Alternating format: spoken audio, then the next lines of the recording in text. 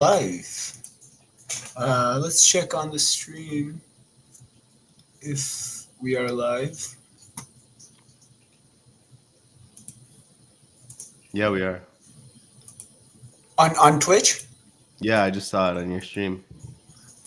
Oh, nice. Okay, weird. I We're can't see live. it. Hello, everyone. Oh, yeah, okay, I can see it. Nice. All right, we are live. And this gives us the flipped thing. I think you can go in your options and Oh, change, yeah, I do want to. flip it around. But if you can't see it, man, this is coming in the way. Uh, I'm gonna turn this off for now. If you can't see, I'm wearing my mediocrities shirt. I wore Hegel Uh, for oh, us. nice. Hegel's Yes. phenomenology of spirit. I almost fall over. I don't know. Do I like it better? Maybe I want it this way, actually. All right. Yeah. Well, All yeah, right. I'm excited to be here. Cool. Thank you. Thank you. Thank you. So, all right. I am super new to Twitch. We have 0 viewers. It's awesome. That's less pressure. There's 4 viewers on Twitter on Twitch though. Wait. This is so weird. I am very new to this whole streaming thing, but welcome to the first ever Philostupid stream. I can't even say it right, but uh, this is something that I wanted to do for a while. I had been procrastinating, but let me just. Oh, we have our guest. Hello, everyone. Guest. Yes. All Hello. right. So I Hi. we got my have. Hegel shirt for. Oh, you got your Hegel shirt. I need a Hegel shirt too. Yeah. Sorry guys, I'm late. You know I guess there's a Yeezy drop apparently, and it's like very cheap. So I was like, fuck, need to go for that $20 We hoodie. started like 30 seconds ago, so. Yeah, no, Yeah, yeah. I'm late. We have one viewer. Troll us. One viewer. No, it's good. Finally, a good-looking person. Wow. Okay. That's ouch. Is that what they said? Who the hell Someone in the Trimo? chat. I knew I should. I knew I should Are have you guys trimmed good my. friends? I should have trimmed my unibrow. I don't know. No, we're all good-looking people. Yeah. It's everyone who studies Nagarjuna is a good-looking person. Right. Thank you. So finally, we have everyone on the stream. We have Zach and we have Nikki. Welcome. Thank you. I was thinking about multi-streaming it and going live on my end too. Be cool, pretty cool. I don't know how Yeah. it works exactly. So that's the thing. We were trying to do it on the Twitch like stream together thing, Hmm. and Zach actually like managed to log in there too, and we're on the call. But for me, it wasn't when I clicked on the live thing, like stream together. It wasn't going live. Like it was just staying on the same page, which is weird. So aesthetics isn't subjective. Well, all right, okay. It isn't subjective, it's the subjective. The Yeah, subjective right. objective. And the objective combined, right? Mm-hmm. All right. So here's how it's gonna go, right? So we'll start off doing some introductions, and then uh, we'll talk about Nagarjuna. We'll talk about your guys' specializations and Hegel and Nagarjuna coming together. All of that. Then Heidegger and Nagarjuna, which is actually like my thesis topic, so I'm super interested in that stuff. Um, and and yeah, just generally just chill, bullshitting around. So before we get to that though, I want to sort of do a couple of things. One is so this is the fundamental verses of the Middle Way by Jay Garfield, which is like the Nagarjuna text that I follow, and the second is Nagarjuna's Madhyamaka by Jan Westerhoff at Oxford, which is a great analysis and a great companion to that book. So if we're starting off, I'm just gonna say that those are the two books that I'm good. Those are the two like translations and the books that I'm going to be talking from. Um, Nagarjuna actually starts his Mula Madhyamaka, the MMK, with a dedicatory verse to the Buddha. So I think it's right to officially start the stream with the same verse, and that is I prostrate to the perfect Buddha, the teacher, the best of the teachers, who taught that whatever is dependently arisen is unceasing, unborn, unannihilated, not permanent, not coming, not going, without distinction, without identity, and free from conceptual construction. Right? And that is it has all three of the Buddha's marks of existence, the delusion of suffering and dukkha, the impermanence, anitya, and the non-essence or the non-self, which is anatta. And those are things that are really, we'll see that, in Nagarjuna is super interested in. So next thing I wanted to really quickly talk about is the name of the stream, right? People have been asking me, why is it called Philostupid? Because, well, I've been thinking, and this is a little bit of my Heideggerianism coming in the way, that I've been looking at the word stupid, and it comes from like stupidus, Latin, which meant to stun, to amaze into like a silence, to stupefy. Oh, that's so cool. Right? And I'm like, okay, so we can let's maybe look at what that is. And when I was TAing for a class, we had to go through the Mino, and in that's the famous argument where Mino says, "Oh, Socrates, you're like a what is that? The torpedo fish. You stun people with your questions and stuff." And he's like, "Well, I'm only like this torpedo fish if I am most stunned myself." Because he's like, "Does the torpedo fish stun everyone else? When it stuns everyone else, does it stun itself?" And he's like, "No." He's like, "Yeah, well, that's the difference between me and the torpedo fish, is that I'm most stunned of all." And so that's how I thought about wisdom and stupidity, is that, well, to a person who's neither, it would seem as one of the two categories, but to a person who has maybe reached that category, those two things might seem the same, and not even as a kind of category or any sort of division. And Nagarjuna is the key to that when he says samsara and nirvana are the same. So we'll talk about that a little bit more. So that's basically where the stream name comes from, is that instead of philosophia, which is the love of wisdom, I said, okay, let's do some philostupia, the love of stupidity. And let's just shit talk shit, talk stuff. So now I turn it over to y'all. Do you guys want to introduce yourself to the stream?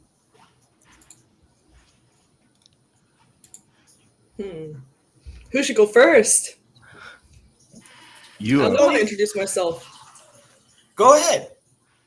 How do I introduce myself? I don't know. I'm always like stumped whenever anyone asks me this. I feel like I always have to come up with some sort of like, this is me, and here are the different tendencies and facets of what makes me me. Like, So like it's I hard. am no thing. Yeah, and if we're truly LARPing as Buddhists, we got to be like, we're no thing, right? Yeah, I don't have attributes, right? But I'm Nikki. It's nice to meet all of you guys. I'm really I like philosophy. Philosophy is like a big part of my lifestyle, but I'm also a very big fan of Buddhism. I read Nagarjuna when I was in studying in university for philosophy as well, and I took an Eastern philosophy class, and I also took a Chinese philosophy class, and that really introduced me to Eastern thought. And then I went on my own way to continue learning, and I really, really appreciate these topics. For me, I like philosophy to the extent that like I stream about it too, and I talk about it, and I have a community oriented around philosophy. And that's how we met as well. So I'm really happy. I'm really happy that we're here. That's great. No, this is great, right? Yeah, Yeah, I'm really happy that we're here, and I'm really hope I can contribute to the conversation. But even if we don't contribute to the conversation, we're all just here right now. Whatever. If you don't No contribute to thingy. the conversation is nothing anyways, right? It's nothing. The conversation is nothing, Right? anyways. Yeah. Exactly. But I'm. It's super cool to hear that you're studying. Like for your thesis, you're studying Nagarjuna and Heidegger. Like because for me, I really, really am personally interested in those intersections. Yeah. And I've been actually getting into like why. I've been literally the past like month, like I've been like actually deep studying on like why like Heidegger is actually like a Buddhist and like a non-dualist and stuff like that. And like for Mhm. me, the fact that you're like getting into that, I didn't even know that before you said it. Now I did not know that you were doing that for your thesis actually. So Yeah. like the fact that you're doing that, it actually is really exciting. Yeah. I'm Right. really, really happy about that. Right, And we'll I we'll really talk more about hear what that. you have to say. Mm-hmm. Yeah. So thank you. I'm just honored to be here. I sent the message to my audience. Hopefully people show up, and I think people are here. So, hi everyone. Hope everyone's doing well. And yeah, let's have a good one. All right, Zach. Yeah. I was trying to during this find out how to host this stream on mine, but did Twitch? It seems like they removed that feature or something. I guess so. Anyway, I don't know. I've tweeted about it, but Yeah, it's weird. hi, I'm Zach. I'm Luminance Bloom on most places on the internet. That the origin of that name is actually from a video game blog I made when I was a teenager. It was supposed to be this like Adorno thing, like the materiality of the screen as you reflect on the video games or whatever. Mm. But anyway, that's still my name now. It's always been my name. My background in philosophy is like everyone. I mean, I always wonder how people get into philosophy, and especially since I'm into Heidegger now. Heidegger thinks that we basically have some kind of relationship to ourselves that makes us reflect on death and the nothing and why there is something when there could be nothing. So I've been trying to think lately about when did I even first have those kind of thoughts. But I knew I wanted to study philosophy, but I have no idea where I can't remember when I decided that. It just feels like something I knew because I definitely didn't really know what philosophy was in high school. I read Fear and Trembling by Kierkegaard. I read some Plato, but like I didn't know like anything. And then I went to undergrad, and like most American philosophy departments, it was super analytic, which at first I didn't like. And then as I went more, I got like brought into the analytic cult, and I became a full-on analytic philosophy of science, Bayesian logic. This is all my shit. And then I've told this story a bunch of times. So if you followed me on Twitter, you know the story. But my first semester of grad school, the summer after, I had been hearing just a lot of phenomenology. And at that point, I was still so analytic. I thought that shit was fake or whatever. And then I was like, I'm just going to figure it out. And I sat down and I read The Logical Investigations by Husserl, which is basically the book in which phenomenology was invented, in the capital P phenomenology sense, which he did by accident. He was just trying to find a ground for logic or math. Yeah, it came from the chat. Husserl first wrote a psychologist, meaning logic is determined by the functions of the brain, called Philosophy of Arithmetic. Yeah. And Frege wrote a review where he like trashed it. He was like, "This shit sucks." Like, and Husserl read it and he's like, "Oh shit, he's right." Like Frege turned him around. The anal part of analytic, that's good. Yeah. And then he wrote, so he's like, well, I need to find a new foundation for logic and math, and it can't be psychology. So he wrote The Logical Investigations, and he basically stumbled his way into phenomenology. Yeah, Brentano is a proto-phenomenologist for sure. He's like like it's not a punk yet, but it's proto-punk or whatever. Yeah. But anyway, It's I still read a that little book. bit Kantian.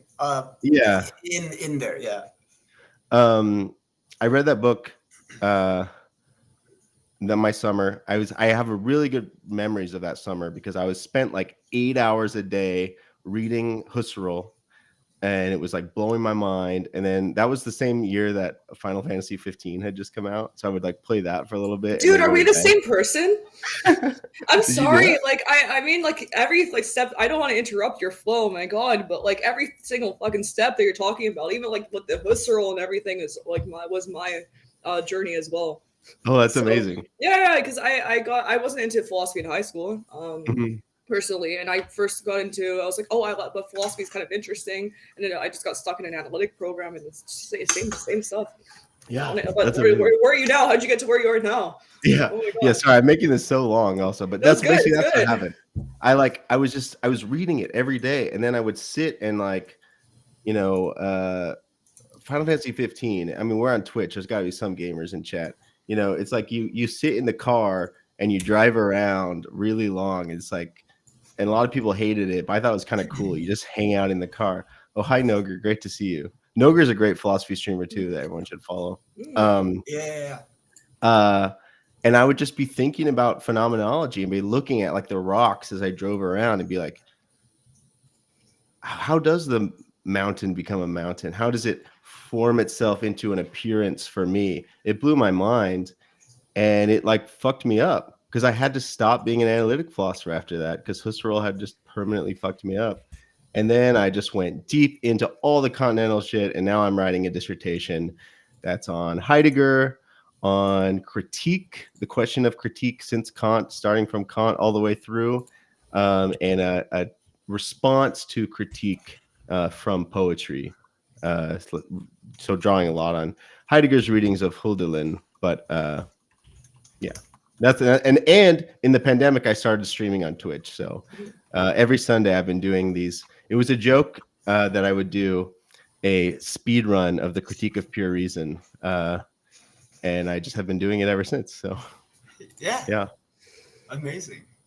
No, okay, so so your guys' journey is, again, like Nikki said, it's so I can empathize so much because I was not into philosophy as a kid. As teenager, when usually people start reading at like 15, 16. Also, I was in India then. I was more into comic books, and that's where I got my existentialism kind of from. Um, uh, I, I, and then and I did.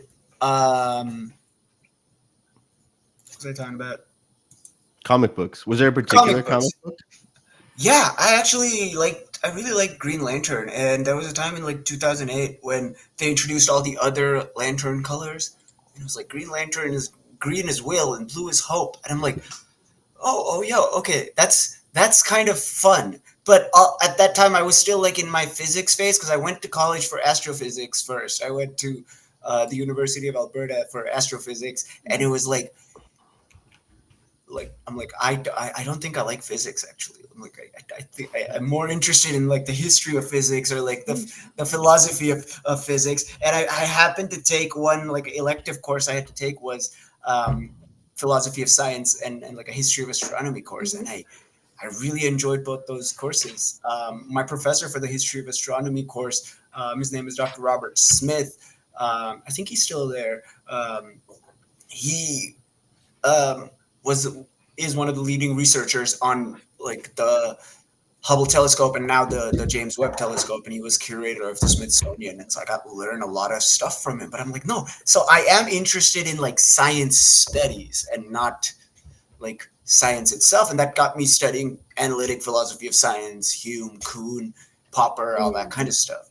And then I went back to India to do my master's in climate science.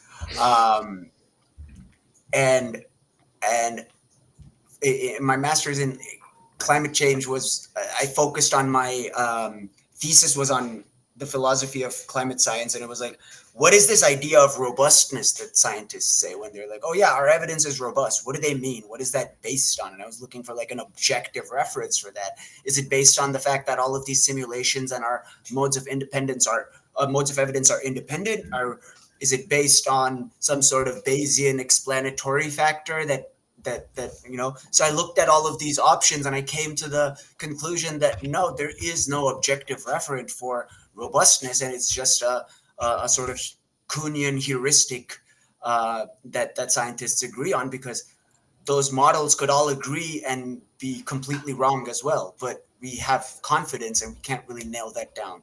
Mm-hmm. Same Now I have journey. right now I have an idea. I'm like, what can I write that thesis again as into a book called Robustness is No Thing, and like bring it sort of all together. And so I came here actually to Florida, to USF, to study with Eric Winsberg, who is one of the leaders in that climate science and modeling, philosophy of scientific modeling field.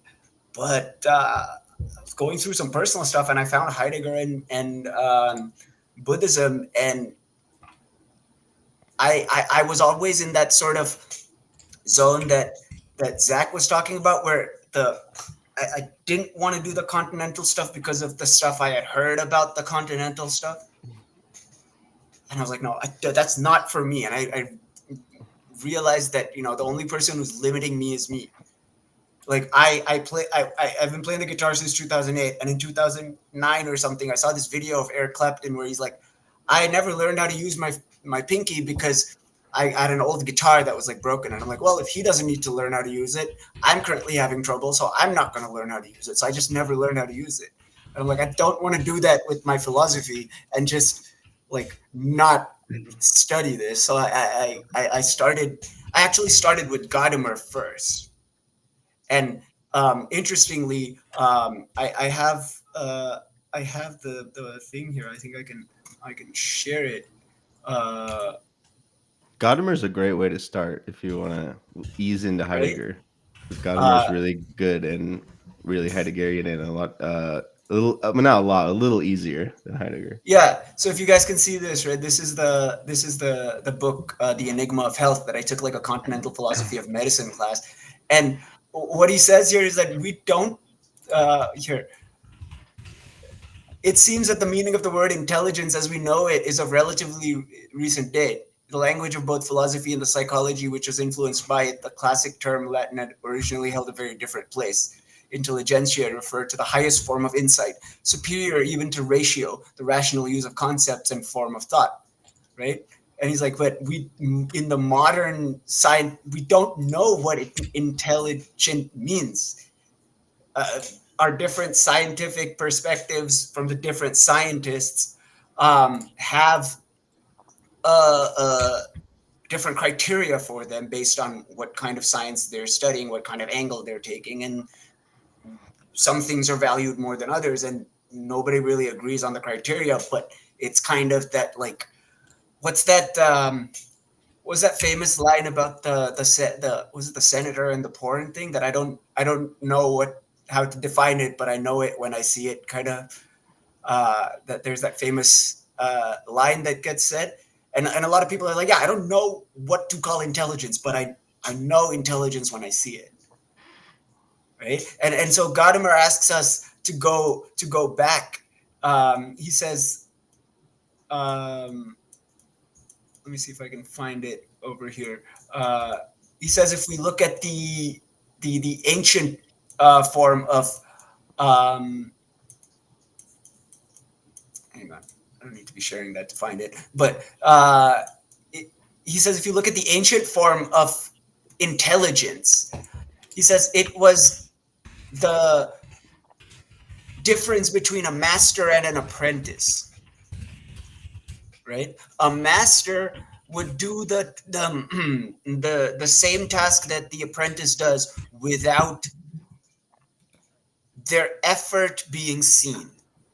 And the student, the apprentice, will do the same task that produce the same result, but when they're producing it, they will be choppy. Their effort will appear as effort, right? Yeah. I did Apparently, this. political quotes are a good source of accidental philosophy, since I also always quote political quotes in relation to sexual misadventures, because I always quote Bill Clinton's "It depends what the meaning of is," one of the Yeah, most Heideggerian statements ever uttered in U.S. right. politics. Wait, so Ike the Sage says, I'm trying to understand the limit of using space and how some methods of coming to essentially keep you away from different forms of knowing. Limits of using space. I'll get back to that. That's something interesting. Nogria says U.S. Supreme Court. Yes, that's the thing I was referring to. The thing that was said in court about the. I don't know, and I don't know what it is, but I know I don't know how to define it, but I know it when I see it. Um, Ike the Sage also says master is a slave to his understanding, and it's like, yeah, but is he a slave to his understanding, or is the uh, student a slave to their understanding, because the student is still trying to use, like, they're still trying to apply what they've learned as, like, here's what I've learned, here's how, and so they're still in that process, but the master just flows. The master, he just does it. And so when you see like someone like a jazz guitarist or a sax player, like a legendary person just going at it, they're not really like thinking consciously. They're not, they can even go off tune, off book, and just still be playing, right? So can we say mistress instead of master? Yeah. It doesn't matter to me. They're both no thing. So I'm gonna make that pun the whole time. This is my stream. People get annoyed when I do it in like real life, but I'm like, this is I will. This will. There'll be a lot of that happening. You're setting the tone for your stream, so Yes, we need to hear that's the right. no thing a lot. Right? You need to be authoritative. Yeah. All right. Can you so, upload empty emotes to Twitch? I think you should have a bunch of emotes that are just nothing. Like just there's nothing, no, right? No, Yeah. like it should be that, you know, that like fuzzy space thing that the tweet bots use when they I write don't. like blank in bio. Oh, like Lincoln, Like yeah, but nudes in bio. Yeah. in between the letters they have that, just like that blank black square. Like I think I'm gonna just like copy paste that from Twitter and make that a That's custom. the no thing. Oh The no shit. thing is just like fuzzy. It's like the static on your TV between the channels. Because that's what it is, right? That's what it is. Mhm. Like That's what my name means, kind of luminance bloom. Not the static, but the noise, the distortion of the light yeah, reflecting. and that's an old CRT TV reference Yep. too. Like you don't get Yep. that with like plasma and Right. like of that. Exactly. But, Yeah. yeah, no. This is really good. Oh my god, we have like 12 people watching. What the hell? It's because you got some celebrities on it, dude. Yo, I know, no. It's all no, you. the It's thing is, everyone wants to know no, about the no thing. I'm also sharing this on Facebook. So this is going like there's like, I don't know who's watching.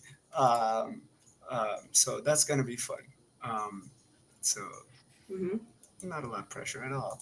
Anyways, so Nikki, you said you learned your first like exposure to Nagarjuna was it in undergrad or grad school?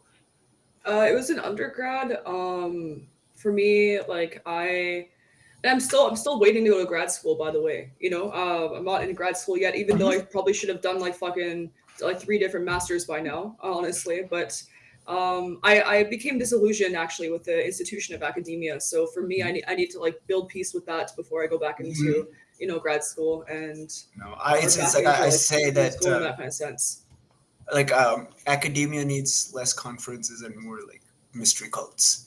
Yeah, because the thing is, like, I went so fast, and the more mystery cults, exactly. I went so like quickly through academia. I was published in my undergrad and stuff like that. I was already doing all the grad school stuff like in undergrad. Like I got disillusioned with it very fast. So, like I have the experience, in my opinion. I have the experience of somebody who's literally done a master's without like actually having the master's. But so I'm happy with myself.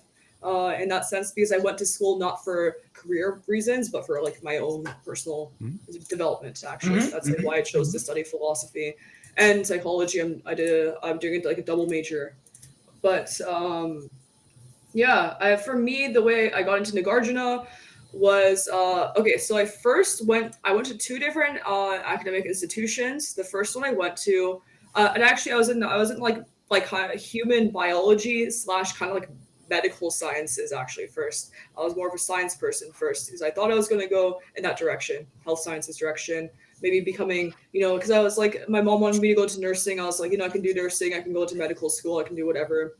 That was my first direction. And I did a long time in that. And then in that institution, I was like, you know what? All my electives will be psychology and philosophy. Mhm. And then I eventually realized, I was like, you know what? If I do anything that's like in health sciences, I'm not getting a real education. And no, like actual disrespect to people who study like, you know, any kind of like professional kind of degree. But I even consider, you know, medicine like a professional degree. You're Mhm. you're going to school to learn how to have a career.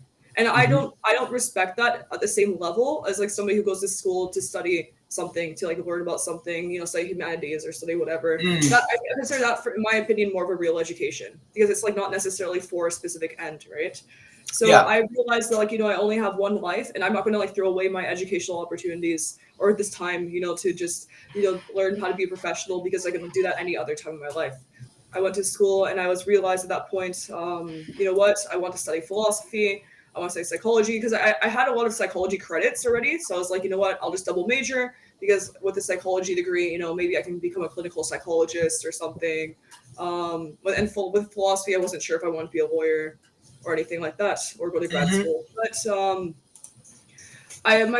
my first experience in philosophy was continental philosophy, because the head of my department was a Heidegger Husserl fan.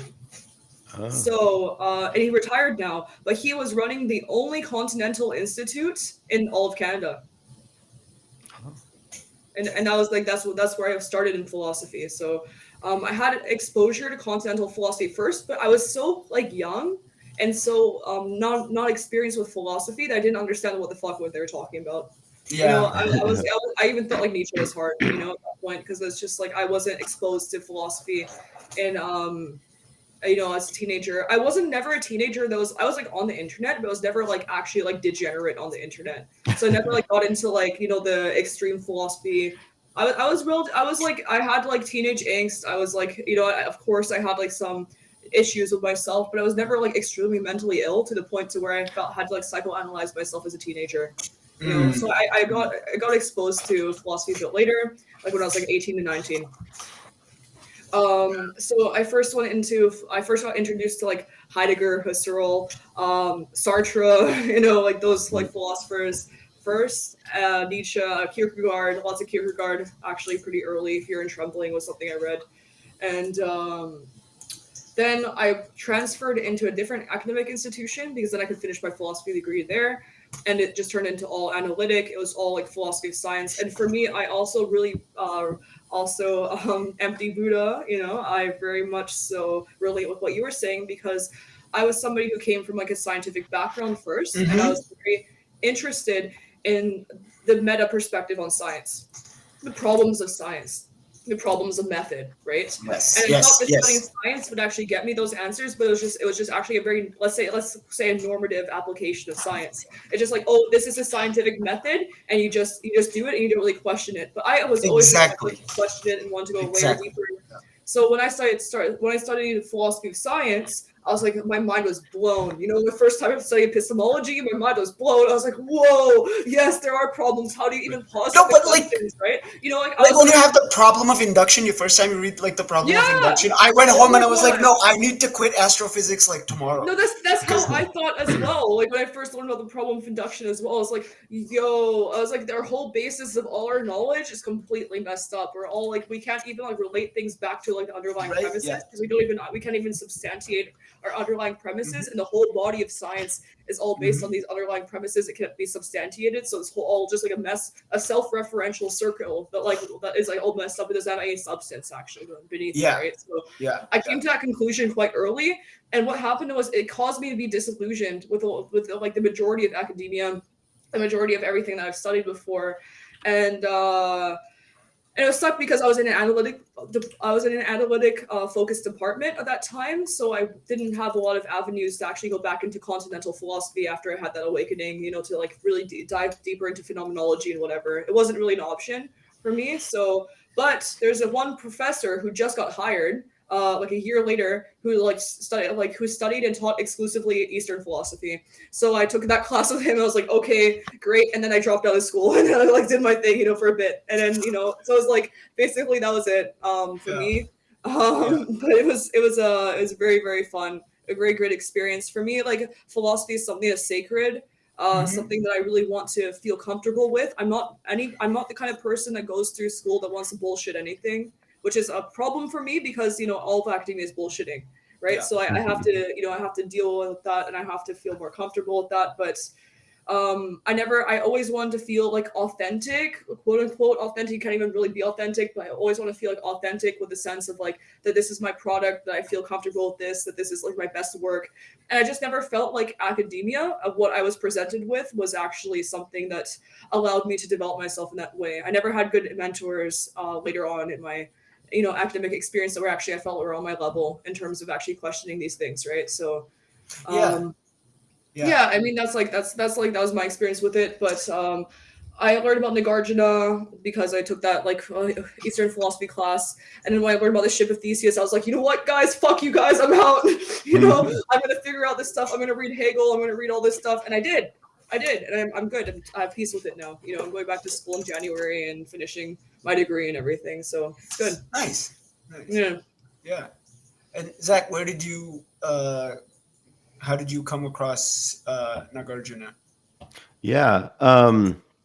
Yeah. Well, I was also going to say about that. Yeah. I mean, I think it's like a totally open question whether I don't. Despite the fact that I went to grad school, I don't know if it's a good idea to go to grad school. I mean, I think I had a really influential professor in undergrad who was the one who introduced me to Wittgenstein, which was kind of one of the real first eye-opening moments for me.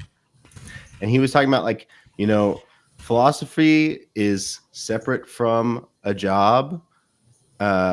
Sometimes you have to, philosophers find a perch. And for the last couple hundred years, the perch has been academia, but it might not be anymore. And we might have to find a different perch. And I was thinking about that a lot even with Twitch, like maybe online spaces where people care about philosophy, exactly like you said. It's not the idea of some job in the future. It might be a better perch for philosophers to find now than academia. But yeah.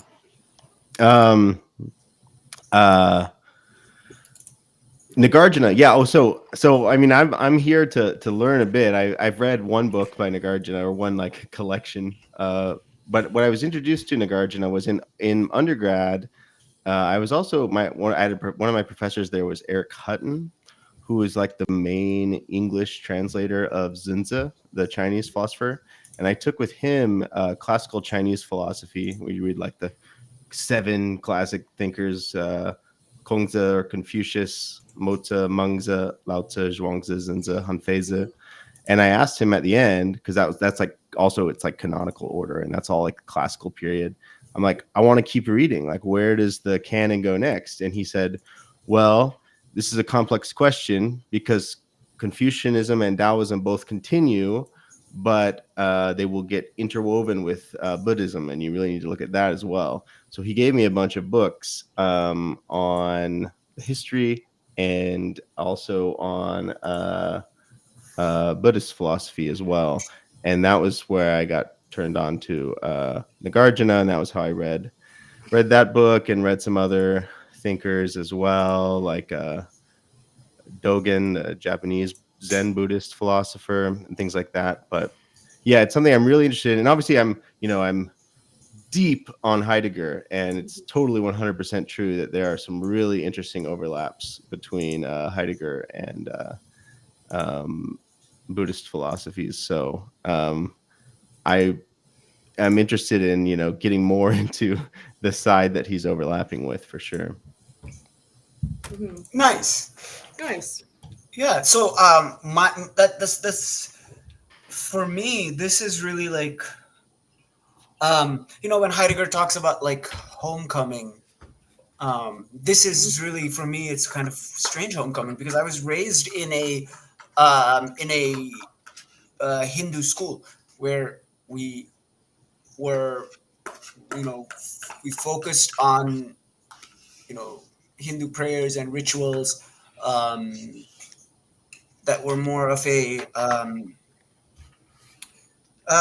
not revisionist, but like a revivalist kind of thing.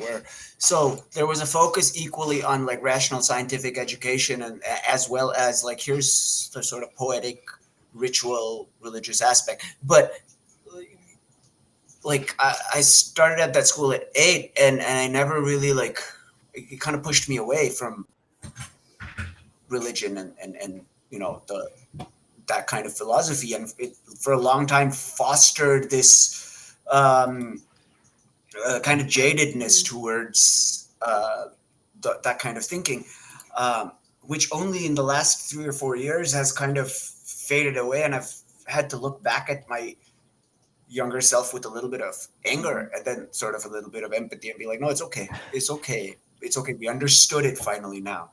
But the truth, the sort of the philosophies of Advaita Vedanta were taught to me since I was like 8 years old. I just never knew them.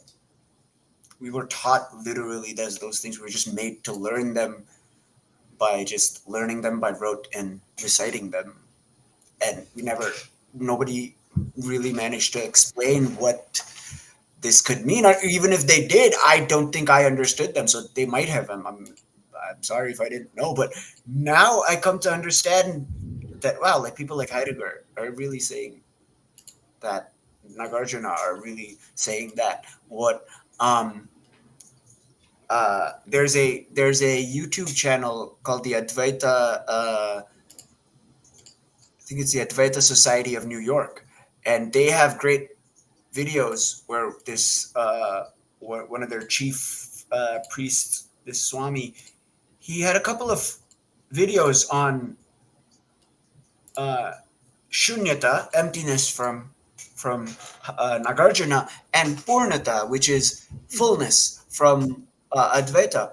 And he talked in both the videos about, like, he's like, they're the same thing, because they're talking of fullness in the sense of that which everything is full of. Well, they're talking about emptiness as the emptiness in which everything gets filled. Yeah. And to me, it was really like, here are two non-dualist systems still expressing their truth, but we are only able to express it still in dualist opposing ways. That even shunyata, even Atman and Brahman, and that the non-duality are still. Oh, careful! Okay. Sorry, I fell out of my chair. I almost did. I did that earlier. My shirt fell over when I was trying to show the Hegel shirt. So I fell out of my chair when I was sitting. I was like, no, I'm trying to plug in. Okay, Wisdom and stupidity. All right. Careful! Don't shock yourself. Oh my god! Yeah, I don't want to. Surge protector. Oh my god! All the puns are here. Oh, you're beautiful, by the way. You are awesome, dude. But you know, like, the thing is, okay, can I interrupt for one moment? Yeah, for sure. So, no, and I'm bringing the fucking energy. Let's fucking go, guys. Viewers, let's go chat, go crazy. Let's go, hype train. But hype train. Whoa! But for me, you know, when I realized the true nature of reality, non-dualism, blah blah blah blah blah. When I realized, oh my god, like, emptiness is the same thing as fullness. Whoa, you know, like, and the same thing is also not a different thing. It's the same, or like, no thing is also everything. Oh my god, you know, like, okay. When I came to that, I was like, great, but it was like a resetting of my own, like, internal process. Yes. But, like, I'm not crazy about it to this day. Like, I know I internalize it as, like, part of my process. But you have to go back into, like, illusion. You have to go back into everyday reality to be able to engage with people to an extent, right? And a lot of philosophy, yes, I'm aware of the true nature of reality, blah, blah, blah, you know, that kind of stuff. But, like, there's still an extent to which you have to engage with other people who, like, aren't really there. Yes. And for me, my enthusiasm was like 1,000% for this stuff when I first learned about it. But, like 3 years later, I'm like, yeah, it's still really interesting, but it's not like I don't have, like, this insane amount of, like, I don't know how to explain it, like, almost like the ecstasy of disillusion, like getting rid of the illusions. I don't feel it anymore, and it was great. Like, to me, I'm not shitting on you at all. Like, I think it's great that you feel it, you know, because I can see that, I can sense your enthusiasm. You name yourself Empty Buddha 92. You want to talk about this stuff, and I'm sure also, you know, it's the same it's the same with both of you guys. Actually, you guys are both very interested in like Buddhism to this extent. But for me, like I don't know, I never like it's interesting to me, but I'm not like extremely enthusiastic about it in the way that I used to be, and I wonder why it's different for me, right? No, I'll tell you, I don't think it's different. I don't think it's different because here's what Nagarjuna actually has to say about non-dualism, right? He's like, okay, look, the basis of non-dualism is that there's two tiers or two levels of truth: the conventional, everyday, what Heidegger calls the truth of correspondence, and then this ultimate truth, aletheia, unconcealment, thing.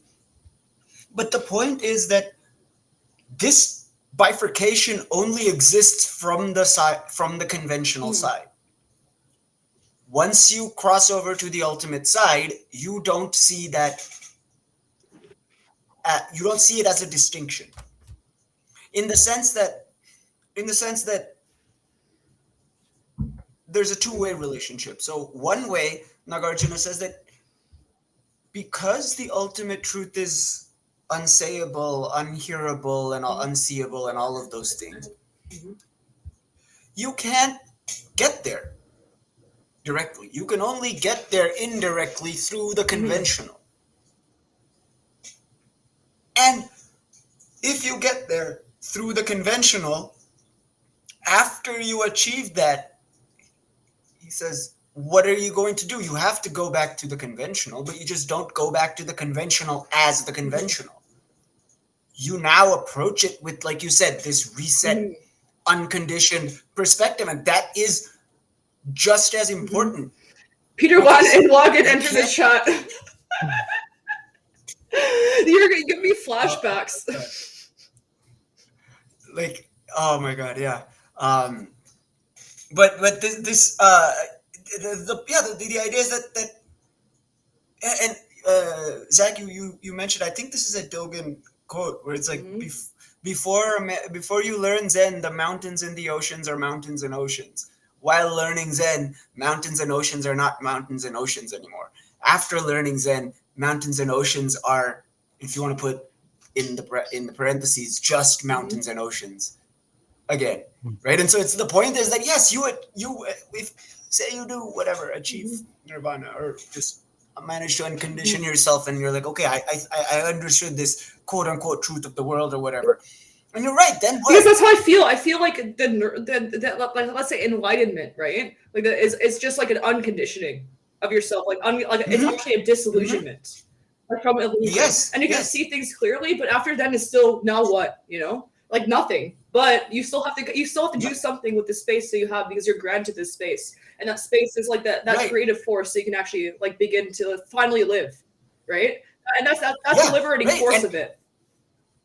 Yeah, and that's exactly what is, I think, Nagarjuna's idea, is that's why he says nirvana and samsara are the same, because prior to Nagarjuna, the sort of scholasticism and hypostasization of the Buddha's work, of his quotes and his teachings that had happened, had led to this religiousness of the Buddha's system, so to speak, or even the systematization, where they have like a metaphysics of process and a metaphysics of grounding and all mythologies and reality and all of these like ideas that made it a religion. And he's like, no, we have to go back to the basics. We have to go back to where we have to go forward to the basics that we've never been to. Forward to we've the never basics. been there. Yeah, no, that would be the first time. That is like one of the opening lines of my like proposal email that I wrote to my advisor. Was like, Heidegger and Nagarjuna hold similar places in their respective systems, because they're both saying it like, to go forward we need to like go back and like redo this thing. But you're right. He says that, and he says that contrary to what people thought, achieving nirvana isn't bliss, or it's not some heaven that you could go even to take the Schopenhauerian kind of like as a side of it, be like, it's pure suffering, right? You could. And he's like, no, it is just the world around you stays the same. Something in you nothing in you just flips.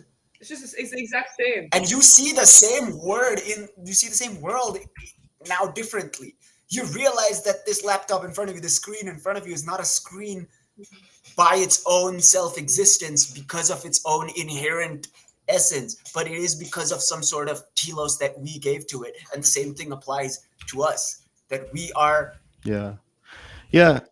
like processes constructed with a telos since the beginning, and we have the freedom to break out of that, right? And that's that sort of existentialism. So what you're kind of, I think, if you were to put it in like Western context, I think Nikki's way of going at it is like the more existential way, that no, I understood this, I've had the disillusionment, and I'm now moving forward.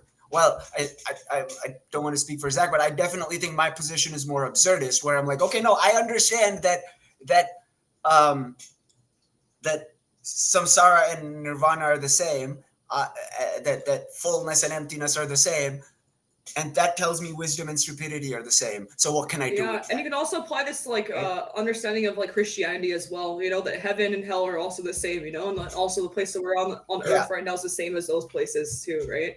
And it's not, there's not like anywhere you need to progress, but I will say, what's really cool for me is applying this framework to Marxism, because because I don't think that like non-dualism or like Buddhism is like inherently I guess like opposed to Marxism, but it does question this progressional framework that is Marxist, right? Yeah. So this progressional framework that like the goal is like over there.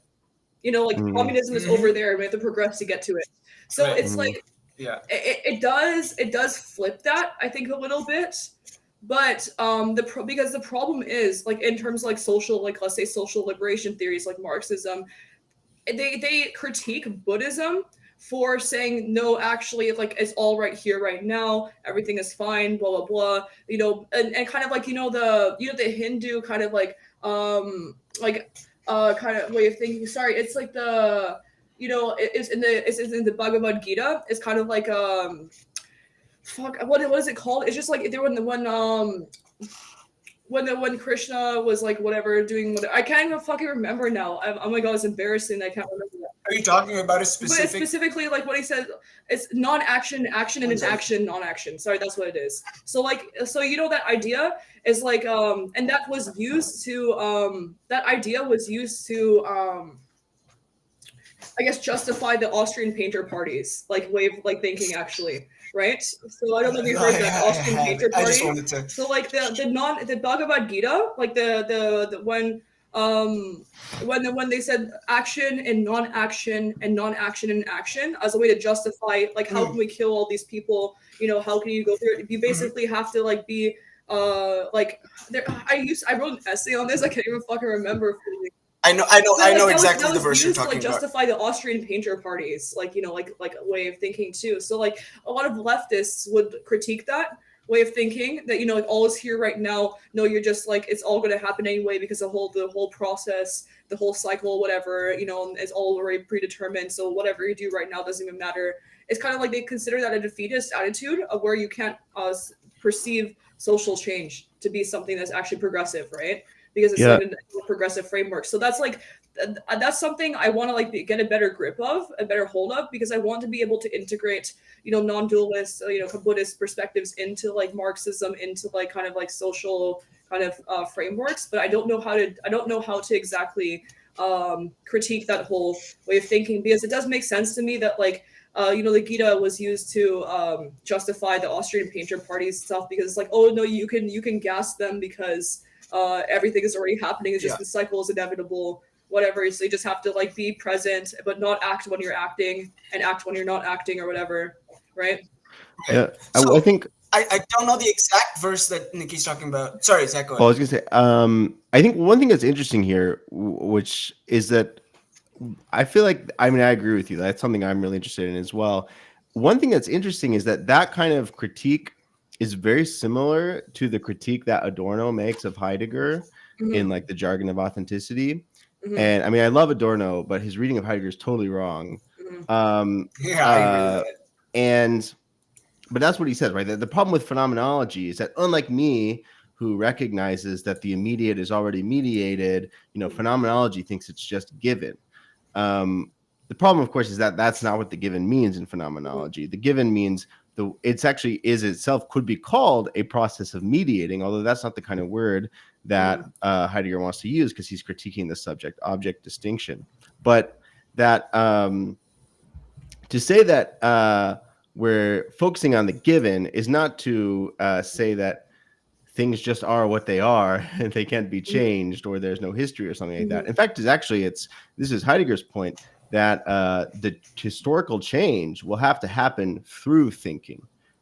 Because in how we think about things, we've already over-determined how they are. And that's also a Hegelian way of like understanding the Yeah. world as well. Yeah, totally. Yeah, I mean Heidegger is very Hegelian. He has a he has a criticism of Hegel, but he is very Hegelian. But I agree. No, people don't see it. It goes like, oh, Heidegger is bad because blah blah. Like you don't understand it. I'm so happy to talk to you guys today because I don't want to shit talk anyone. Everyone's so nice to me. I'm very happy, and just the difference of opinion doesn't mean they're bad people. However, I have to dismantle like Daniel Tutt's entire like criticism of like Heidegger. I don't know if you know about it. Right? Yeah, I was watching that. I was watching that on your stream. Right? And and we were watching that, and Daniel Tutt reached out to me. We are going to talk on Sunday. I was like, I need a bit more time to just like gather my thoughts and chill out a little bit because I had a busy week. But we're gonna be like debating or discussing, cool. Respectfully on Thursday. But Daniel Tutt and also the Midwestern Marx guys, which I'm very good friends with, but they have this reading of Heidegger. They think that like Midwestern Marx actually posted recently that like all leftist thought should like get rid of Heideggerian thinking entirely because it's a way of like the Austrian painter parties like integration into leftist politics. So you should just like remove all all of like Heideggerian thinking, right? And which I disagree with. I disagree with that. And I also like Daniel Tutt. Like I read all his stuff that he talked about against Heidegger. He characterizes Heidegger as an irrationalist and therefore bad. Right. And it's like, okay, you don't even, you have like, you're stuck in Enlightenment thinking, number one. You don't understand like what that really means, right? Heidegger is not also a rationalist. Like he's like actually he actually is like a dialectician in the sense that he thinks about like the rationalism and irrationalism. It's not even actually relevant to like understand Heidegger, right? So it's like I have to completely like dismantle all of that. I don't even know how to unpack it because like these people are so convinced that like Heidegger is like an enemy to leftism that they want to like get rid of him with like these horrible, like these completely shitty, like half-baked critiques, honestly. And I respect them. I respect them. These are like my friends, right? But it's like I don't know how to respectfully unpack that properly. And yeah, I mean, it's always a philosophical problem how to respond to someone who didn't read the text, right? Because it's like Heidegger, when people say Heidegger's an irrationalist, it's not really true. He has a critique of the word ratio as a particular way of thinking, but Heidegger emphasizes thinking. And his point is that we have all these names for thinking, like logos or logic, ratio or rationality, and we make a huge mistake when we think that this one particular way of thinking is the only way of thinking possible. Exactly. And he's trying to get underneath what kinds of thinking do we bring forth and what ones do we want. And that's exactly, the question of like accepting things as they are is, well, how are they? We don't know that yet. And the way of thinking will bring forth how they are. And if the problem Heidegger would have, I mean, this is why he would be against a certain kind of like end of history version or something like that, is that it's certainly true for Heidegger that there's a historical progression from a beginning to an ending.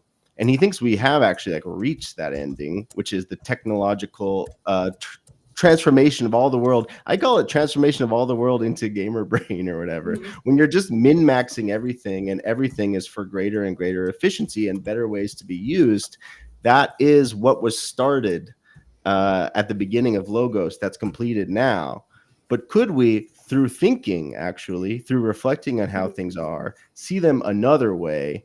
And could that transform history as such? So in that sense, I think it's totally compatible with a liberatory framework.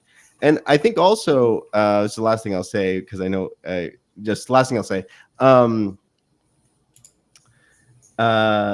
I have the shit to go back a little bit to some concerns you were mentioning earlier, Nikki, about being like, okay, we know this, but like, what do we do now? Like, I get that. And that's even something that I'm kind of concerned with my dissertation. That's why I'm concerned with the question of critique, is that you get this Heideggerian thing like, oh, we've reached the limits of the sayable, things are unsayable. But what do? You get a bunch of shitty papers that are just like walking in circles doing nothing. And I think, I mean, we're technically, we're all walking in circles doing nothing, haha, to like, well, in a good way, yeah. Right. But there's never, but this is, you just gotta learn to enjoy it. There's a word in Heidegger, ursprünglich, that's usually translated as primordial, which is a fucking terrible translation. It should be translated as originary, because primordial sounds like let's go back to the past. That's not what he means. He means let's start again, something new. And we haven't. That's my ultimate claim I make in the dissertation. We haven't started something new yet, right? The Heidegger's critique has happened, and we've been wandering around in circles saying like we can't say, we can't know, but we haven't done what we can do, which requires actually the distinction Heidegger makes between thinking and science. Sometimes people think science means STEM. It doesn't for Heidegger. It could. Science just means all of academia. So especially it means philosophy as it exists now, academic philosophy. It's categorical thinking, right? Just like basically thinking. Yeah. And to think would be to originate new ways of thinking, which would be a transformation, I think, in a totally compatibly with a Marxist the point is no longer to interpret the world, is to change it kind of thing, which is the thinking is to change how the world is brought into appearance. And that is something we haven't done yet. That's something we have to do, which is going to require that we get rid of the old fucked up terminology and think of a new mode of thinking, which is going to require some kind of poetic denken or something like that, to use Heideggerian lingo. Yes. Okay, go ahead, Empty Buddha. So I wanted to, I think I recommended this book on your stream, Zach. Great book. But Nikki, I will recommend this book to you as well if you haven't read it, Heidegger's Principle of Reason. He basically, this resolved the problem of induction for me, in the sense that I realized that he was basically pulling a Hume, but nobody realized that Hume was a non-dualist stuck in a very dualist stage and didn't have the language to explain what he was trying to say when he said custom or habit. And then in this, Heidegger is basically like, look, what gives birth to reason, or it also gives birth to unreason, but it cannot be either. So it is like a-rational, just like it's aletheic. And that's why you have to go beyond, like, oh my God. So my question is, like, I think that's kind of why you have to go beyond reason, but how do you go beyond reason in a way that's still like reasonable, let's say, right? Exactly, right? But then you realize that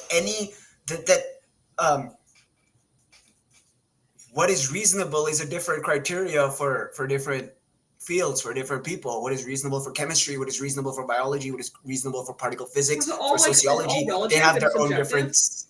Yeah.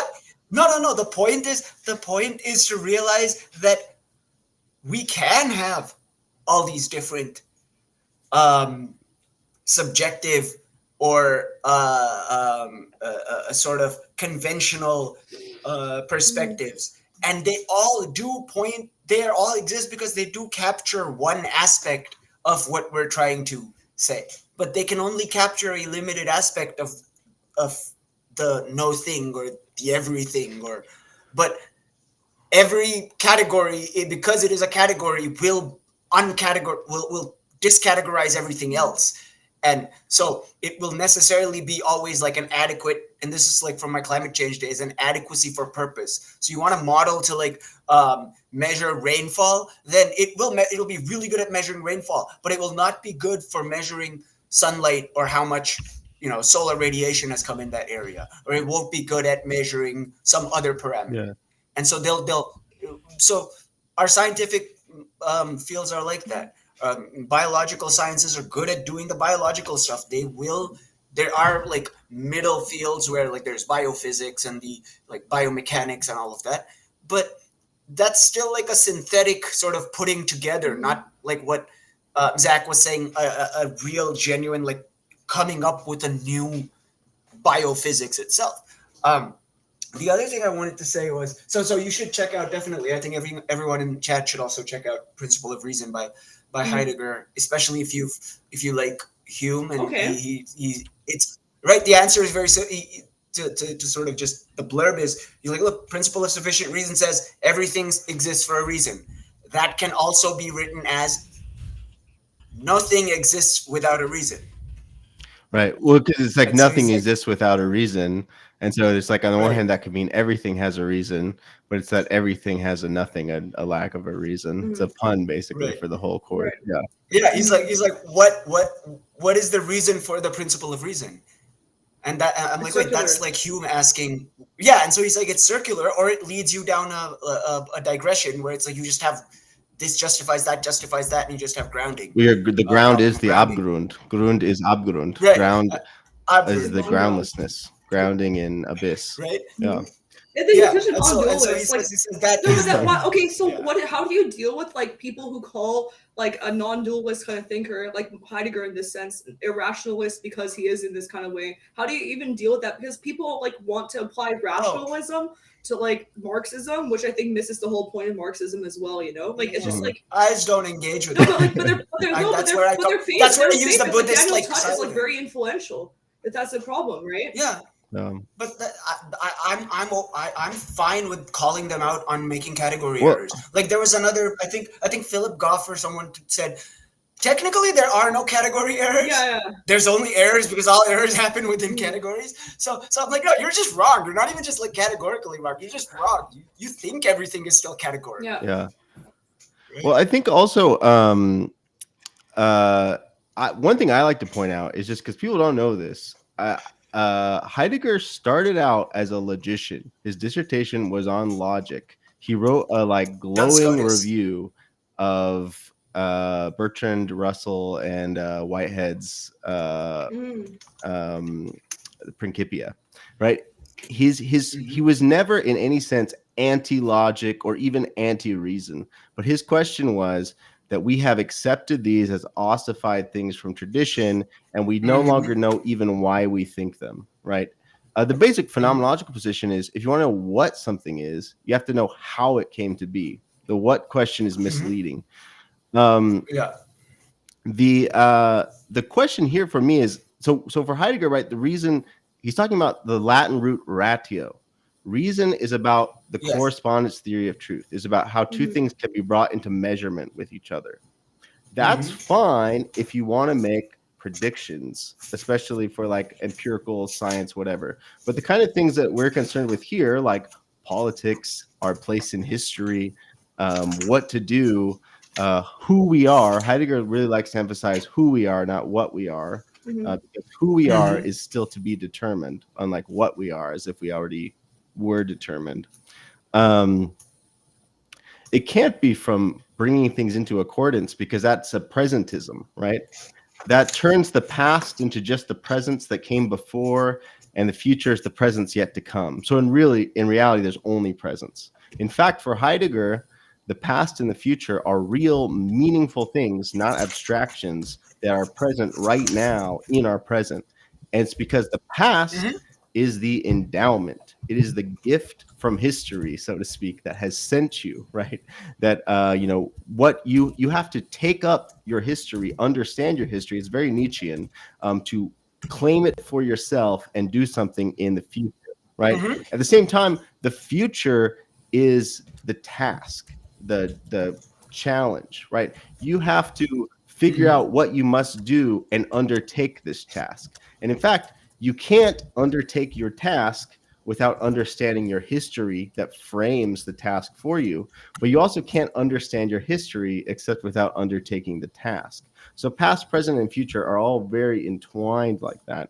And that's the only way, I think, it's not about being anti-rational, but it's about No. what is more makes rationality possible. And first of all, it's our ability to find ourselves in history, in the world, and make a choice, Mhm. makes a decision about what to do in history. And in that sense, Yes. that's the kind of thinking that again, reason's perfectly fine if you want to like measure, certain empirical scientific facts, But if you want to find out, especially what our place in history is, what we ought to do, then we need something more fundamental than rationality, which is how the meaning of the world is unfolded, where it comes from, and how we find our place in it. Mm-hmm. So I have two quick things to say here. One is that what we ought to do, right? That's where my idea of like human Heidegger comes in. Is that Heidegger's point, and kind of even Nagarjuna's point, is that the point of emptiness is that we can have infinite oughts, and that all of these oughts have the have the character of potential ises, right? But it is what is being for Heidegger, what is emptiness for um, Nagarjuna, is between the categories. Is what is it's the difference between the categories, and that is the difference between the categories that makes them all categories, which makes them the same, which is what Heidegger's name is for the ontological difference. The ontological difference is the difference between ontological categories. Second thing I wanted to say on this is a great book, Heidegger and the Greeks by Drew Hyland. Wait, I get the background and everything. And in that he talks about Hesiod's cosmogony, and he talks about the chaos that came to be before existence and non-existence. And he says, if we kind of going on the primordial thing that Zach was talking about, he says if we look at chaos in the modern sense, then it's disorder, unintelligible, undifferentiated, unarticulated, kind of like this primal soup, right? But he says the ancient Greek way of saying chaos, of meaning chaos, especially in Hesiod's day, was did not mean the same as its modern transliteration. Rather, it meant something more like a gap, a yawn, a separation, right? It was the in between, right? Like the Cora of Plato. So, and if you read the first chapter of Nagarjuna, neither from itself nor from another, nor from both, nor without any cause, does anything whatever anywhere arise. There are four conditions: efficient, percept object, immediate, and dominant. Just so, there is no fifth condition. The essence of entities is not present in these four conditions. If there is no essence, there can be no other essence. Power to act does not have conditions. There is no power to act without conditions. There are no conditions without the power to act, nor do any have the power to act. Right? Those give rise to these give rise to those. So these are called conditions. As long as those do not come from these, why are these called non-conditions? He's like, why do we call cause and effect? If we do say that I cause something and that goes to cause something, why do we make the differentiation between cause and effects? It's either it causes everywhere or it's effects everywhere. He's like, we're still living in that dualist sense. And he's like, if everything is conditioning, if everything is conditioning and things condition us, if everything is a condition, then what can be non-conditioned? It has to be no thing. But what is no thing? If it is non-conditioned and every category is a condition, then it has to be that which is between categories. Which itself splits the categories apart. And I wanted to bring it back to what Nikki said earlier about the Marxist thing, where it's like, look, we're here right now and we need to go over there, right? What's in between? It's a gap. Mm-hmm. It's a chasm. So, right? what I'm interested in is like, how do you apply this to like organizing, like any political kind of activism, like any kind of like a change, progressive kind of framework? Because like that's like where I'm actually still stuck right now. Right. I don't know how to like apply this to like any kind of like progressive framework in terms of like what do you do in the now?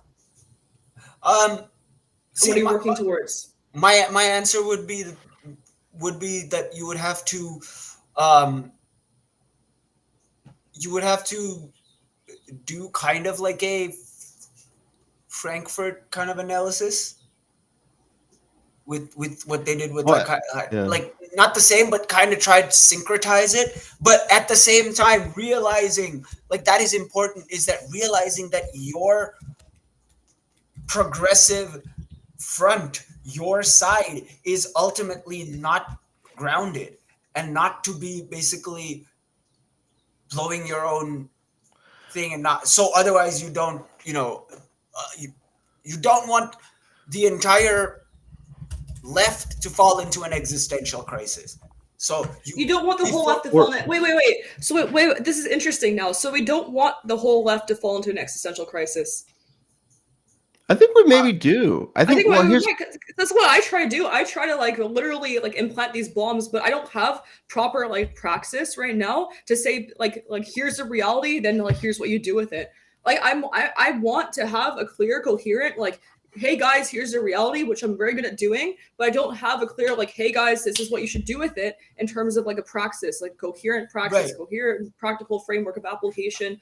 And the problem is if you just give people an existential crisis and nothing to do with it, then they just have pure chaos, and then they become unorganized, and then they actually waste their energy. So I don't want that to happen, and that's why I'm very much so curious and like and very I guess like I'm happy to have this level of conversation. Honestly, I'm very happy we're having this discussion today. But I'm very concerned with not having like a proper like practical framework that I like believe in. You know. Yeah. Well, I think, yeah, I mean, I mean, one thing I think is that nothing about this, as I see it, is means like, let's give up on collective action, on unionization of any, forms of political action we already have. The question is, how do we conceive what we're organizing for? That's, I think, where the potential mistake is. One thing is that, Heidegger's the whole death thing. His point is that we are finite. God, this is from Aristotle, God opens his eyes and just knows. Like, he sees it and he knows everything, including where history is going. God doesn't really have history because he's outside of history. Everything is all at once. We are beings who die. We're finite. And that means that we experience only partial things of objects. We have a sense of time. Time unfolds for us because we die. And so from this perspective, we want to organize with a forward motion, but it would be a mistake. I mean, we can decide if we agree with that or not, but from, Heidegger's perspective, it would be a mistake to like act like we can plan out all of the history in front of us. The phenomenology is, in a certain way, is a critique of method, right? All methods are like, we'll do this, and then this will happen. Phenomenology, Jean-Luc Marion described it as, you want the phenomenon, you've got to cut all the trees out of the way. That's your method, so that the phenomenon can come to you, right? It's the method of no method. It's how to just keep following the phenomenon where it leads you. We need a vision of another way to go, and we need to respond concretely and specifically with specific tactics tied to that specific contingent scenario, and not think that we can plan out the whole methodology in advance. So that'd be one thing. The other thing is, this emphasizes, I would say, the importance of art to any kind of organizing. Actually, something that is, for Heidegger, it's a huge mistake, and the rationality that thinks that art would be secondary to any kind of political organizing, because art, for Heidegger, art is an event of truth. It's not an object. It's a particular way of showing a worlding that gathers people together, right? He gives the example of the Greek temple. That community sees the Greek temple of Athena and is drawn together to it, and it helps them decide who they are in history, where they come from, what they want to do, how they will, gather together in a common task and undertake their common task.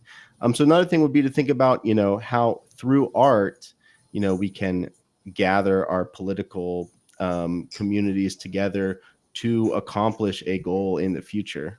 So I think that's how I would think of the relevance of this to I actually practical have something to tactics. say to what Nikki was saying, and it has actually, Zach, you kind of pointed to it, right? One of the main problems that the left has is this like internal disunity, right? So each little strain of the left saying that no, we are the real left. And I think where non-dualism and emptiness can apply is like a tight slap to the entire left to be like, none of you are the real one. The fact that all of you can fight and still identify as left is what is important. So get your shit together instead of being like, I'm Marxist, I'm Marxist-Leninist, I'm this, I'm that. Dumbasses. Dialectical materialism. The material is no thing. Focus on the historicism and not the dialecticalism or the materialism. The fact is that history does condition us, and that is what Heidegger says. That is what Nagarjuna says. So history conditions us, and history conditions us differently. Sometimes it conditions us ideally, sometimes it conditions us materially, sometimes it conditions us through labor, sometimes it conditions us socially, sometimes it conditions us other way around. What you're saying, Zach, about the Greek temple, I have noticed this even like as late as 2018 when I went to rural fieldwork in India.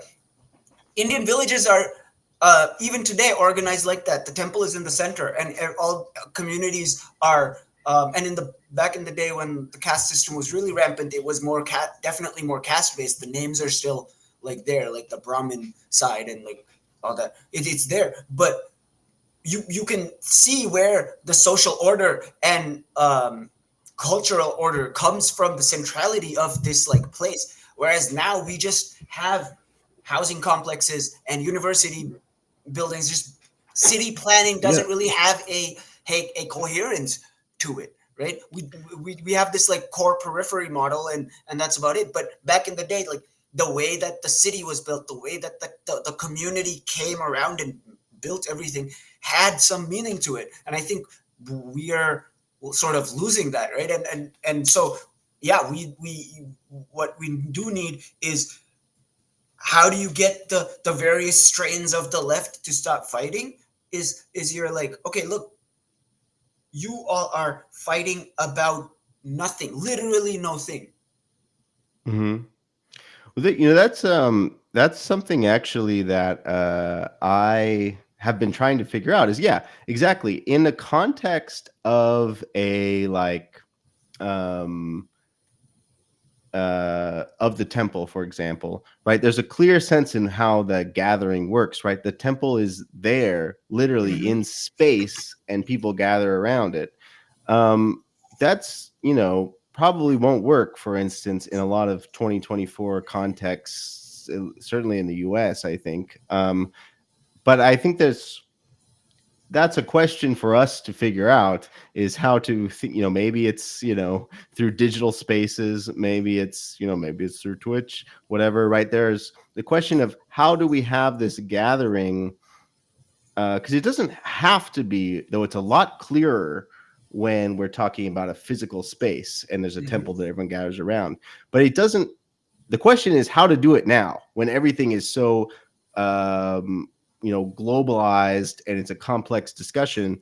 But I think that the answer I don't have yet. I'm trying to find it, but I think it's not impossible, and a task for us partially as leftists in 2024 is how to find that space, how to do the gathering again, maybe through the internet. That's what I'm thinking. I think we already have, because here's what you think, right? Here's where I get here's where I have a problem with Heidegger's non-dualism sometimes, because I think it's still limited by himself. Every gathering is a non-gathering. Every categorization is a non-categorization, right? So every gathering is also a non-gathering of something else. Mm-hmm. Well, now you sound like Deleuze when you say that. Think about what COVID did. It broke our regular ways of gathering. It was a paradigm shift. It broke our regular ways of organization and gathering and categorization of the way that we usually do things. Our habits, our customs were broken. But it made us gather in different ways. It did make us. Sure. Whether those ways were better or worse is not the point. The point is that we cannot stay on. It's very difficult to stay unorganized, and it's very difficult to stay ungathered. So I sound okay, by the way? I just changed my mic and my headphones.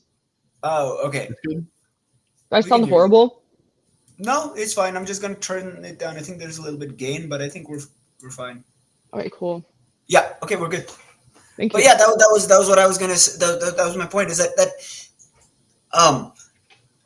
and what does that? No, there's no what that does it. There's no what that you have to find to do it. It's a how, right? So history does it. That we can't control the past and the future. So that it's a happening.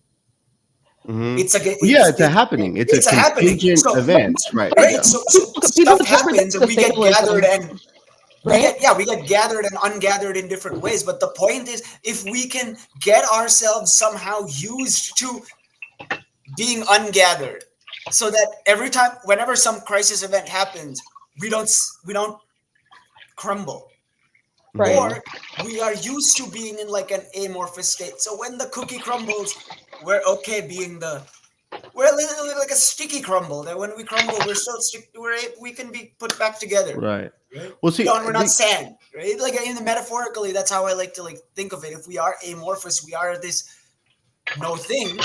I don't like to think no thing as like a. I like to think more of it as like just a bunch of particles of sand kind of moving together, right? And yeah. the more Well, you try to like put it together, the more it'll sort of escape. yeah.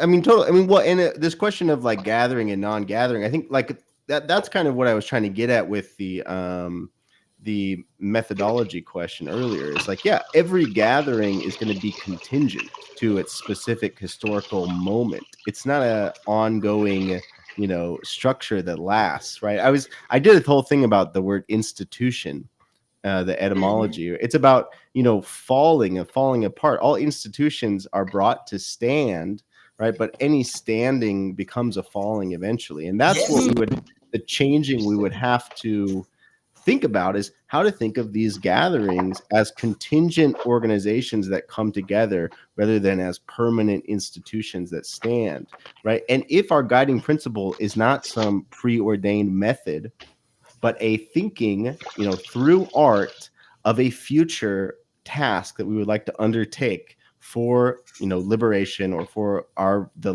leftism uh, that we see as the task we must undertake and gather for, then we can contingently gather, and the ways we gather can change Mm-hmm. over Right. time. It doesn't have to be a permanent and the tactics can change, and they should And change, right? we should be in that state of flow. And like you know what, I find the same wisdom in Bruce Lee, because I practice martial arts, and he says kind of the same thing. If you're like, okay, I'm gonna do karate, and you're just raised on like karate is the best, and you're out there now trying to prove that karate is better than kung fu or jujitsu or judo or whatever, but everyone else in that's fighting style is also trained to prove that their style is the best, and that's a dialectic. So when you fight each other, Right. you're Oh like, yeah, that's the whole point of adversarial politics and everything, right? yes, And like yes, adversarial system of government.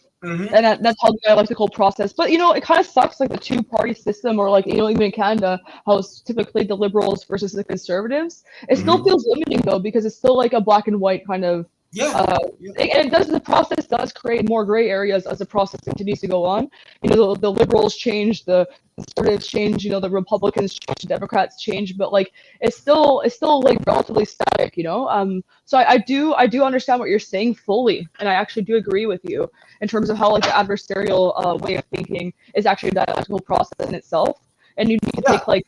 And like the leftists, for example, like the stupid fucking leftists, like the dumb ones, they're still part of the process. The fact that they can have like opinions and everything, right? Like I get it, Mhm. right? But like at the same time, it's like annoying to me because like I would like everyone to be like nuanced and gray area and I guess meta level as much as possible, actually, right? And Mhm. it bothers me when people are not actually there. Um, Mhm. because for me, at least I consider, and maybe I'm delusional, right? But like I consider myself to be somebody who like can think like at a meta level above most people. For the most, but there's people that are also a lot smarter than I am, so I'm not like I'm obviously not on the top of that way. But I always strive to think at the highest level, meta level possible, to like understand all the perspectives at once, instead of taking a stance, like which I Mhm. conceive to be as static. that's like my way of thinking about it. That's why I call like my project like meta dialectics, because I try to like understand like all the dialectical like like I guess converging points all at once, and try to see them almost like a puppet master above all of it, because I think that that's actually the most informed perspective. But I definitely don't know if I can expect everyone else to do that, or even if my position is the best, because maybe it's okay to just take a stance. For example, yes, I'm pro-Palestine or whatever, and then not like think about anything about it past that. Because I don't know how to explain it. I'm definitely doing it for free right now, but what bothers me is like actually like I'm definitely like pro-Palestine, but like what bothers me is people who are just pro-Palestine, or like and they don't think about it beyond just like taking a stance, right? And I think that's kind of like a lower level of like way of thinking. But maybe I'm just wrong. Maybe it just happens if you're taking a position. I don't know. Right? Yeah, Yeah. I mean that's an interesting question. Like the question of, does everyone need to read theory, or do some people need to read it and the rest just need to show up to the No, protest, but or whatever? like that's what I think about it, right? Like the more I think about like Heidegger and Nagarjuna, when they talk about the way they talk about like praxis and things like that, when Heidegger talks about like the know how rather than the know that, and we're so focused on the know that that our ethics, our epistemology, our ontology, our science have all become ways to answer the know that question in their respective domains. Right. But he's like the ancient Greeks, the ancient people in different parts of the world were all about the know how. It was never what makes this come to be, or what makes this reasonable. It's how does this come to be? How is this reasonable? Right. Right? The why question was answered by the how question, not the that question. And so, one second. Yeah. I mean, this is getting into a lot of interesting stuff. I think one thing, this is a little bit orthogonal to that, but I didn't read the whole thing, but this Nikki linked this Midwestern Marx critique of Heidegger, and I flipped through it, and I think it's actually important some of the mistakes are in here, because if you flip through it, there's two of the biggest mistakes right there in the that people Really? make about Heidegger. It says Heidegger's subjective idealism. Heidegger is not a subjective idealist. In fact, Heidegger's philosophy is explicitly a critique of subjective idealism. And the reason for that is that this Heidegger is challenging idealism and materialism as frameworks for understanding Yeah. the world. So he's not either of those things. He's And standing on the line in between, like I said in chat. He's standing on the line between materialism and idealism. But right. if idealism says things are ideas and materialism says things are material, this says nothing at all. Like, right. Well, for him, these are cons. Again, it's always going to be when you have a particular way the world is, and a subjective and objective mode is one way the world is, but it's one way it could be, not all the ways it is, or all the ways it might be. Rather, the question is, where does it emerge in history? For Heidegger, it emerges somewhere. I also saw this online, so I just want to say this right now. It has nothing to do with any of that, like psychology, like did people have consciousness in the old time? Nothing like that. It's about how is the world disclosed and gathered and arranged. Subjectivity and objectivity is something that emerges around the Enlightenment time for Heidegger, and he's right about it. That is a working out of a historical structure that began all the way from Logos, when we first saw the world as tools, right? When you first saw a rock in the forest or whatever, and you thought, this is a tool, right? It can be submitted to me, who has a plan for which I can use it. It's a and knife. I can use it for infinite plans. I can Well, use that's it what we for build up to, nothing exactly. at all. Like he's like, but right, like so. I just wanted to say, so that's why what he says is that what grounds objectivity? Why are you so sure that objectivity is the right answer? Well, but also, why do you Nobody even has have any. the concept of Why? objectivity? Yeah. Why do you even have the concept of objectivity? And And most people it who had are to. It objectivists started from will just there. say, yeah, we'll just say, no, that's the way it is. And it's like, shut up. That's a stupid, dumb, cowardly answer. And you should feel ashamed of calling yourself human for even settling for that. Not Yeah. having the thought, but settling for it. Yeah. Everyone can have the thought. My point is, and so Heidegger says, and then the people who are saying subjective, that it's myself, that myself has, like, it's enough that I have a self and that myself is here and validated. Where is your self? Psychology has not been able to find it. Cognitive science has not been able to find it. Both of them are locked on this idea of the hard problem of consciousness. Here we are talking about the fact that, well, if the consciousness is no thing, that hard problem isn't a problem. So, Nikki, I get your kind of disillusionment with academia when you see them all sort of arguing about useless, so to speak. Exactly. I feel like I'm Questions. wasting my time, actually. Right. You know, like Yeah. like engaging with it. I'm like, when I started writing essays, I just felt like so inauthentic because like the level of which I wanted to actually engage with the question was not even something the professor would have been ready to deal with. You know, because it's just like not part of like the curriculum, right? So yeah. It's right, like, you can't question Descartes in a continental class. philosophy in like an analytic class that hates continental philosophy, right? Yes, exactly, Yeah. exactly. And no, that's what I'm saying. Like, I think we should not teach Descartes as Descartes. We should only teach Descartes in terms of critiques of Descartes, because we have proven Descartes wrong. Descartes has been wrong for a while. That's an interesting perspective, because then what if you apply that to all philosophers? We should not teach philosophers as this, but critique of philosophers. Yes. You then follow, but no, I can push back on that. I'll come back to the camera for like dramatic effect. Okay. Okay. The problem is, you turn into a Slavoj Žižek who gets stuck in the loop of critique, and you can never get out of it into what is real. No. If you That's don't what teach you things critique. This spinning. This loop of critique. This loop of critique. Yeah, exactly. But that's what I'm saying. Then you're stuck in academia. Then you're stuck in thinking. You can't get out of thinking. No, it's actually a problem. It's not the end. That's not the end either. Getting stuck, like getting in a constant loop of critique. That's also like my problem with academia as well. Right. But the issue is that we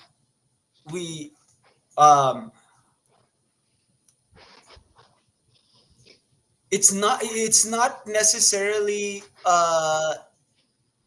anti-philosophy either, right? It's both a critique of philosophy and anti-philosophy, in the sense that both philosophy and anti-philosophy are valid in their own adequate purposes. I totally get it. But they are not to be taken as first principle grounding. And as long as we have that in the background, we can then say, okay, fine. Because what happens is we get so conditioned to taking what we have been taught as for granted, that when it gets snatched away from us, we have a crisis. Like, oh my God, now I just found out that what I was taught is not right anymore. Right, but then even like with tentativity, like a scientific sort of way. That's what I'm saying. Sorry, go ahead. No problem. I think even the like philosophy, like non-dialectical or like non-fucking dualistic viewpoint of it is still like a critique in itself, and like a loop of critique. Like, my question is, like, when do you get out of critique and when do you act? Right? Like, that's because if you're just in a constant cycle of critique, you're not living, actually. You're just like, you're in your head, you're thinking, right? Yeah. Well, so I agree with that. And I think one thing to say here is that, I mean, this is the worry, right? That, I think this is what I diagnose as the worry of 20th century philosophy that has got us in the trap that you're talking about, which is that we have noticed that actively meaning producing things usually lead to capitalism and more capitalism. In the worst case, they lead to fascism or something. So we take this leftists, we're going to critique. We're not going to make positive statements. We're going to pull apart statements, turn them against themselves, and we hope that in this space of critique, something will show up. It's a beautiful idea. It doesn't seem to have worked, and we're exactly in this case you're talking about, we're spinning our wheels. And so that's the question. can we Yeah. figure out how? And I think this is because I we've can. never I can. abandoned, we've never had the second beginning of abandoning the way of thinking, the concepts, the language that is already all the way back from when someone first saw a tool, that everything Yeah. are tools. In fact, with language, we can't use language. We have to, in a certain way, we have to let language use us to construct a new way of thinking that can actually positively produce meaning in a genuinely leftist way, but that's going to require giving up on the idea that we can reuse old concepts and Right, not but then are we actively. stuck in like this? But isn't like language just like a operation of like the symbolic, right? So like No. language is a way to like refer like to a signal to certain archetypal things that exist throughout time, right? No, And but Yeah. it's That's a not really good just thing to that. bring up, because for Heidegger, I should have said this. For Heidegger, there's a distinction between language and like signs or semiotics. Yeah. Signs, absolutely. Signs are a tool, and signs come from language. But language for Heidegger, it's something silent. This, like we've been talking about, this emptiness, but it's this initial way which we have of relating to the world. It's what Right. makes the world become meaningful. So, yes, signs are tools that you use and you can do things with, but language is that initial way of bringing things that makes the world become real, right? Heidegger calls himself a realist, and he is a realist, but he thinks that it's naive to think realism means it's all just there, right? Yeah. Real is something we have to actively think and bring forth. And Heidegger also emphasizes that thinking itself is an action.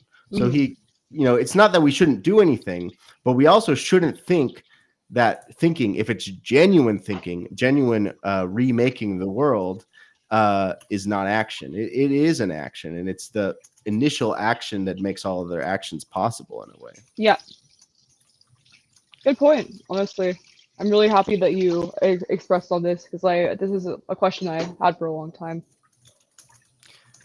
It's an Wow. important question. I've been thinking about it for years, so it's Yeah. great to So there's I like that Zach used the wheel metaphor because the wheel is important, very important in Buddhism for multiple reasons. It refers to the wheel of samsara going round and round, the cycle. But dukkha, the suffering, right? People talk about the suffering.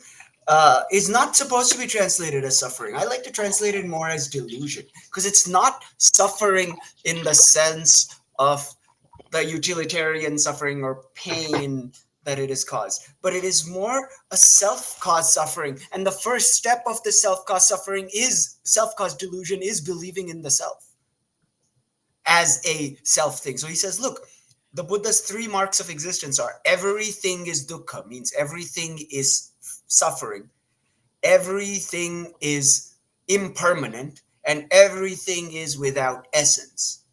And he says the problem is that we give a shit about things. And because we give a shit about things, we think that the way we give a shit about things, we think those things are inherently valuable or inherently essential, or they have inherent self nature. And with that comes their value, and that value gives us material or psychical, like pleasure, pain. And we think that this is going to last. But that's when the second thing comes in, that all of these are impermanent. So these things that we think are full of self-essence will go away. And when they go away, the happiness or the sadness they bring with them will go away.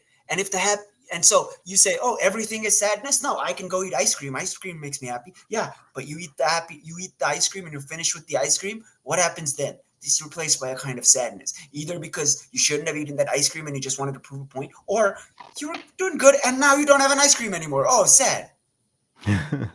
Right? Things going away makes us sad. We don't realize this. So these two things put us in a double delusion of A, things will last, and B, things that last have value, or other way around. And so we give a shit about things, and that puts us into suffering. And both the Buddha's and Nagarjuna's point is that if you do this to your own body, you realize that we have no self. You have your different parts of your body, your mind, and all your mental processes and your physical processes. It's like none of those things,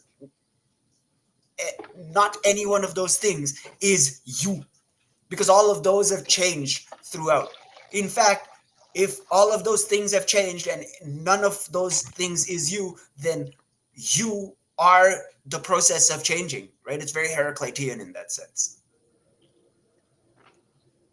There's a So he says yeah. the reason I brought up the wheel example is because again, where dukkha comes from is ka means aperture. And so when you had like the nomadic, like the Aryan tribes and them, when they would like come in, their wheels would have the axle wheel for the axle hole for the wheel had to be made well, because if it was rough, then their entire journey would be a rough journey, and that was dukkha. It was a suffering, it was a dissatisfaction. And if the wheel was smooth, then you would have a smooth ride, you would have a smooth life, right? And so you would have like a satisfaction kind of. And so his idea is that how do you smoothen out your life? By how do you get rid of these perturbations, right? But the perturbations, like you said, are, we think they are sort of natural and we can't help them, but we can overcome those conditions. Is that yes? When you see the, oh yeah, that's a great line. If you see the Buddha killed the Buddha. The Heidegger's point is, just because we at some point in human history picked up things and started thinking of them as tools doesn't mean that that's the only way that we could have existed. Mm-hmm. We could have and the way looked the at world is. the way the world is. Both those things, the object and the subject, do create each other, and they can create each other in different ways. And so we should not take for granted that anything we have as we have it is supposed to be the way that it is. Right? Mhm. Simple. What blew my mind when I was reading Heidegger was simply just realizing that being is also a verb, but I'd never realized it. Mhm. And I'm like, oh my God, that makes Buddhism make so much sense. That non-self doesn't mean nihilism and denial of the self. It just means that there's no substantial self, and the self is a process. And Exactly. that understanding was what like made so many things just fall into place for me. Right. So the wheel thing, I think, is a very important metaphor in Buddhism. But I think when you're talking about spinning of the wheel, right? Where I was thinking earlier of like people often use this relativizing metaphor, two sides of the same coin, right? No. So, okay, so if the left is one side of one coin of the coin, and the right is the other side of the coin, and the center is someone who says, "Oh, they're just both two sides of the same coin." The non-dualist to someone who says that there is no coin, there is only the flipping. And if you're always flipping, you will always see the other person as always, like you and the flipping person are in the same frame of reference. So you don't see each other as flipping. You see each other as and like if you hold your friend and like spin around, you're both stationary. You are literally holding together each other in a momentum of spinning. You right, but you can realize that you are the spokes in the wheel that is spinning.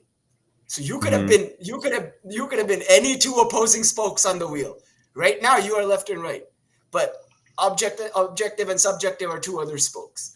Right. Idealism and materialism are two opposite spokes, and you have all of these various, right? And it's just these, right? There is no real wheel. There's just the spokes, but it's these spokes spinning together that creates the illusion of the wheel.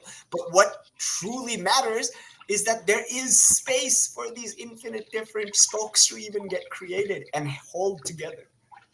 Yeah. Well, That you know, is the it's empty. yeah. I mean, it's totally. And I think and subject and object, right, are also things that there wasn't before the Enlightenment, subject and object.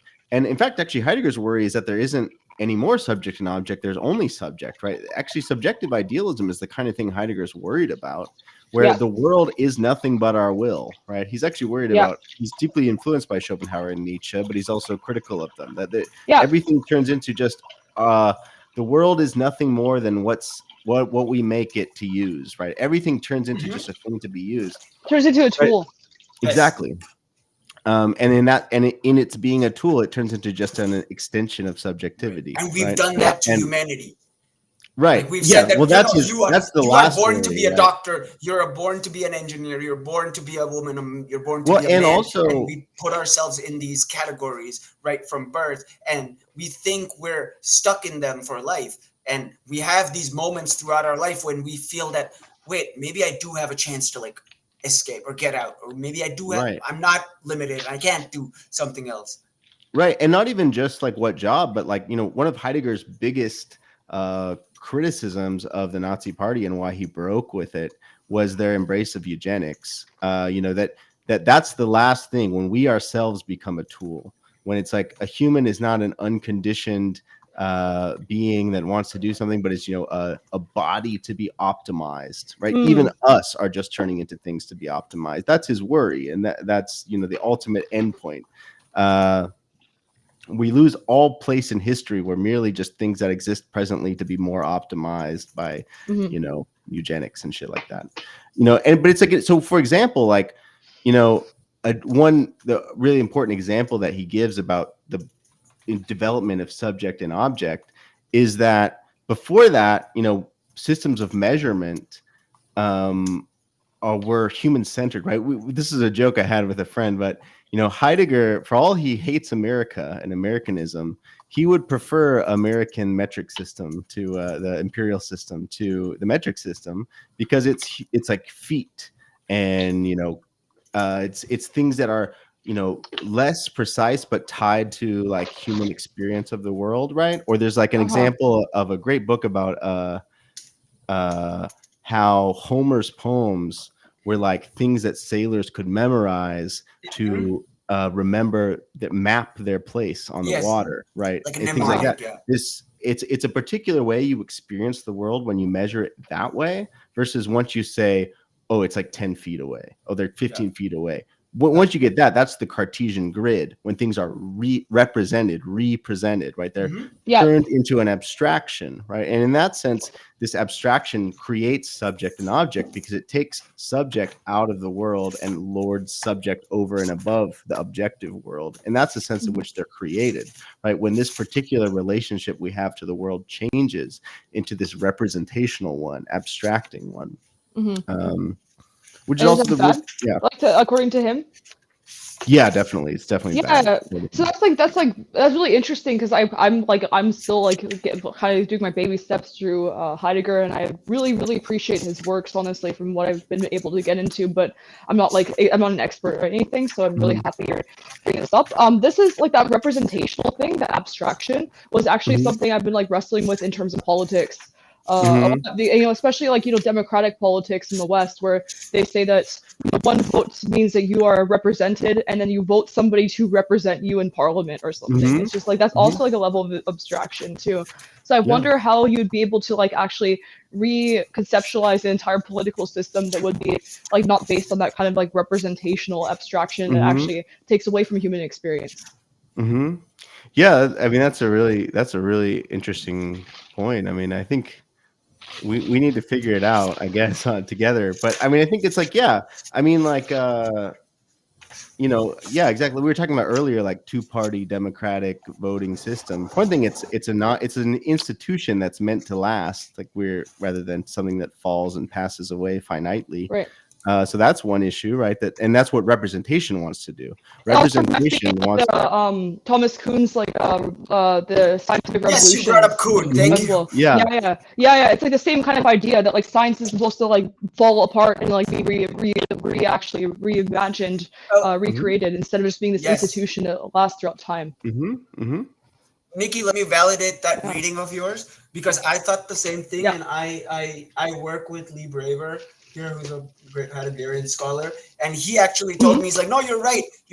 Heidegger does do like Kuhnian stuff, and Dreyfus, who was a great Heideggerian scholar and one of Braver's teachers, showed Kuhn what Heidegger had written, and Kuhn was like, okay, cool, he basically said Thomas Kuhn what I was was an saying. amazing guy. Like I learned about him from actually my psychopharmacology professor, who was a non-dualist, like Oh my psychonaut god, dude. that's great. He was like a massive like Thomas Kuhn Yes, Thomas fan. Kuhn, Yeah. non-dualist, is like my secret like take that I throw. Like that's what's holding me down in non. I'm comfortable with that take though. That's like one I've internalized. You know what I mean? No, but that serves as a great model. Like if you're thinking of like a representationally, you're like, okay, how do I sort of think of a Heideggerian idea, or how, like, they're all the same thing. Like, it's the circular paradigm shift of science, but large, like, expanded, extrapolated to society for Heidegger, extrapolated, and that's still from one life to one birth to one death. You extrapolate that to multiple births and death, and you get Buddhism. Yeah. Right, Okay. but it's the same. It's the same kind of like, and if you want to go below Kuhn, you go to Hume, because he's kind of saying this thing about epistemology, and then Kuhn is saying it about science, right? So I see these as this sort of hermeneutics of dualism across the times. But what I wanted to say is, so this again is another great book. I think, Nikki, you will like it. It's called the Zolikon Seminars. It's Heidegger's take on like psychology and dualist psychology and how that happens. And it's edited by Medard Boss, who's a famous existential psychologist, and he founded this entire school of Dasein analysis. So he says, models are superfluous and senseless to an understanding of human nature anyways, because human beings are self-conscious beings, capable of expressing themselves through language. We can present ourselves. The model building of psychology and psychopathology misses and misconstructs the decisive character of human nature in visualizing human nature as an object, like other objects in the world, is occupying at any one time only a single given place in a single given space. Mm-hmm. Once human nature has been thus misrepresented, the most any therapy can hope to do is a better, more polished object, and not a healthier person. Right? And so that's how I understand, like, that helped me like understand a lot of like conditioning and stuff, is that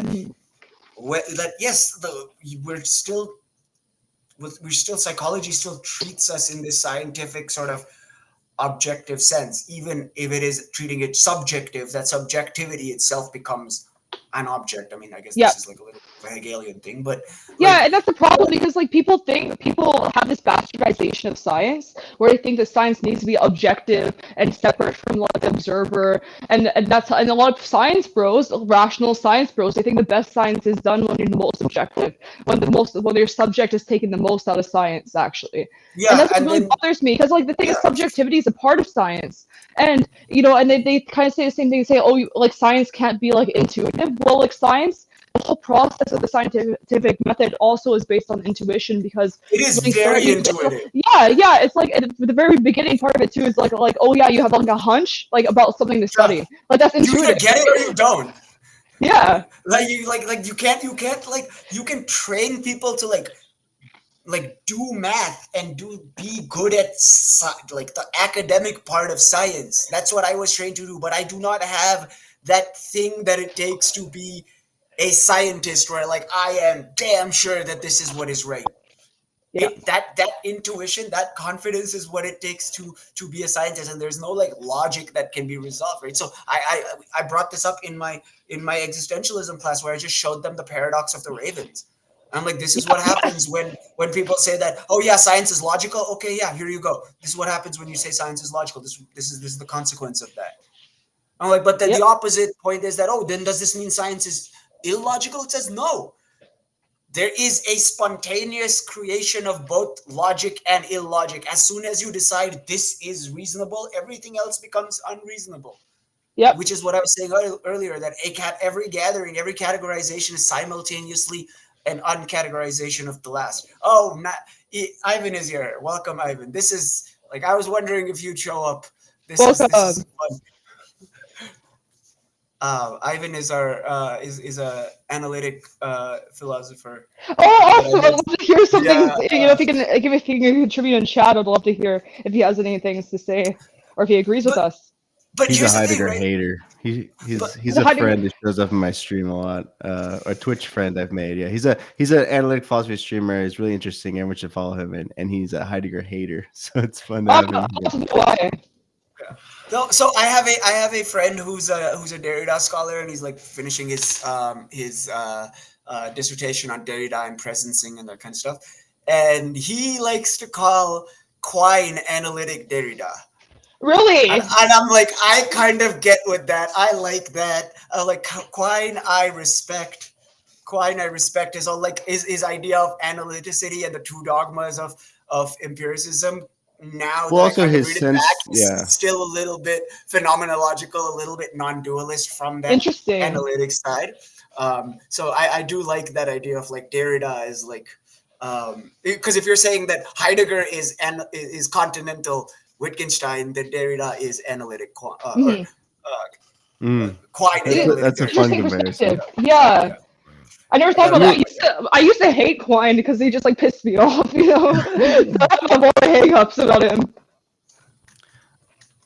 I'm not deep on Quine either, but there is definitely a comparison in the sense of Quine's insistence on, or Quine's challenging of certain tendencies in like a certain type of analytic philosophy to focus in on one particular thing and separate it out from the others, and his feeling they can't be separated. That's Yeah. similar to Yeah. Heidegger's Yeah.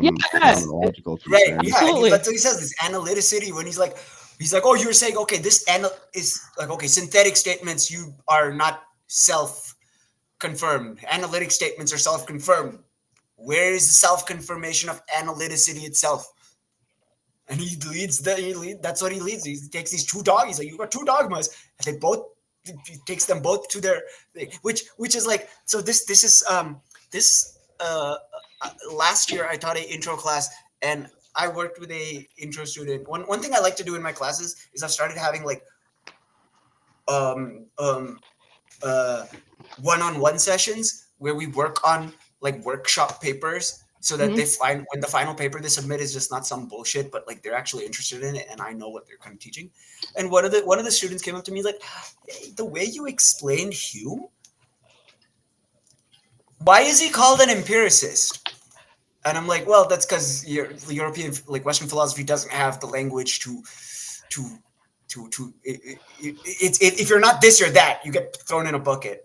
And I'm like, Western philosophy largely looks at Hume and is like, okay, look, this is what he did with the problem of induction. He showed the rationalist dogmatics the finger, so he's an empiricist. And I'm like, no, you don't understand rationalism and empiricism. Here's Yeah. what Hume does. A rationalist says empiricism, you suck. Rationalism is better because reason rocks and experience sucks. An empiricist says, no, empiricism is better because experience rocks and reason sucks, so rationalism sucks. Hume doesn't do that. Hume doesn't use empiricism to downplay rationalism and Mm. rationalism to downplay empiricism. So you're more He of a takes, Hume fan, like from what I I'm love gathering. Hume. Yes, I Okay, love good, Hume. because I was a Hume stan too, and I thought there was Oh something yeah. wrong with that. No. I'm a Deleuze was purist. a Hume stan. And so yeah, I like all these. You guys like weird Deleuze?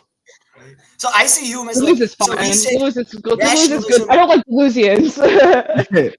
I Yes. love the Deleuzians are delusional, which is what I keep hearing when I keep hearing this word. Exactly.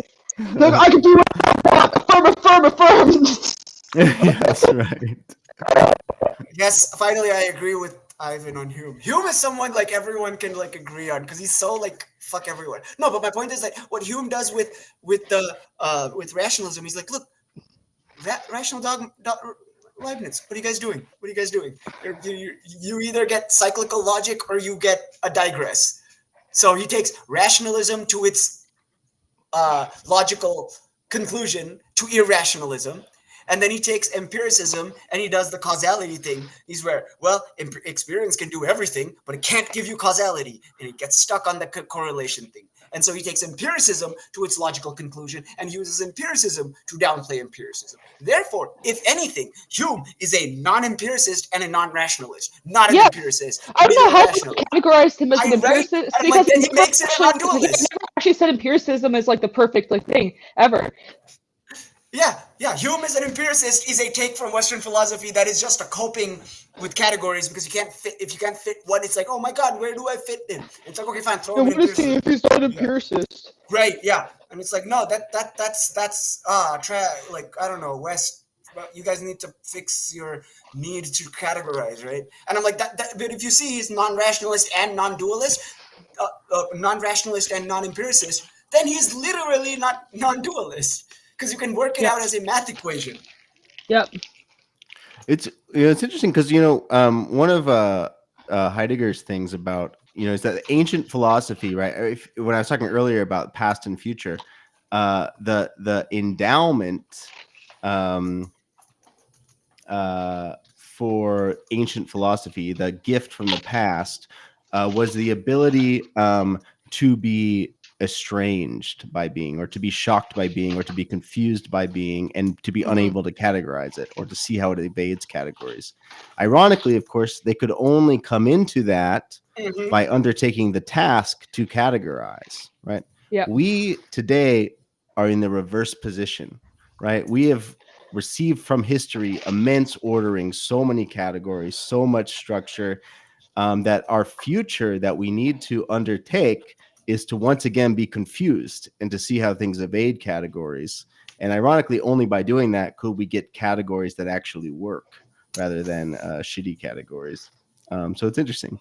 Yeah. So I just put it there as an analytic equation. You take the non-common, and then rationalism plus empiricism is a contradiction, but you can't have contradictions, so it's not non-contradiction becomes a non. There's not enough P's and Q's and not P's and not Q's in there. That's I don't think it's gonna pass. Yeah. No, but it's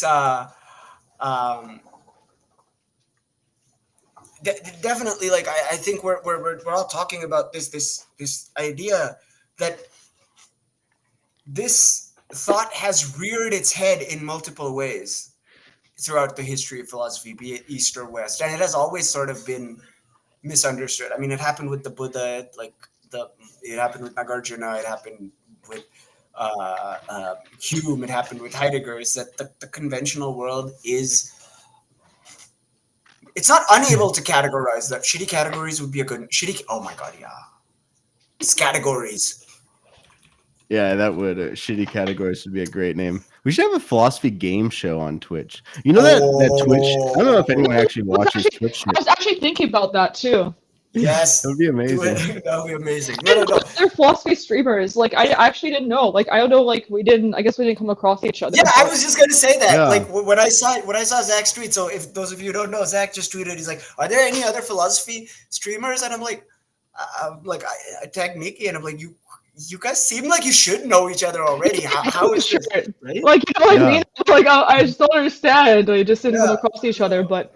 Yeah, and so well, we do now. We should definitely like have like a community. Yeah, because I just wanted to create for such the longest time, but it's just hard to get people on this, honestly. Mm-hmm. No, I'm really glad you guys came on because I've been procrastinating this for a while, and it's just to have someone on his way. It just keeps me accountable, and I'm able to like get on and do it rather than just like. But now that I've started doing it, I can just do it alone whenever, whether there's no one. But it's always that first sort of push that so thank you guys for coming and thank you for I'm really happy that we're doing this. Like we should do this consistently, honestly. I would be really willing to do it because for me, like you guys are giving me the freedom to stand up and walk around, because my problem, what I hate about streaming the most is like sitting in one spot.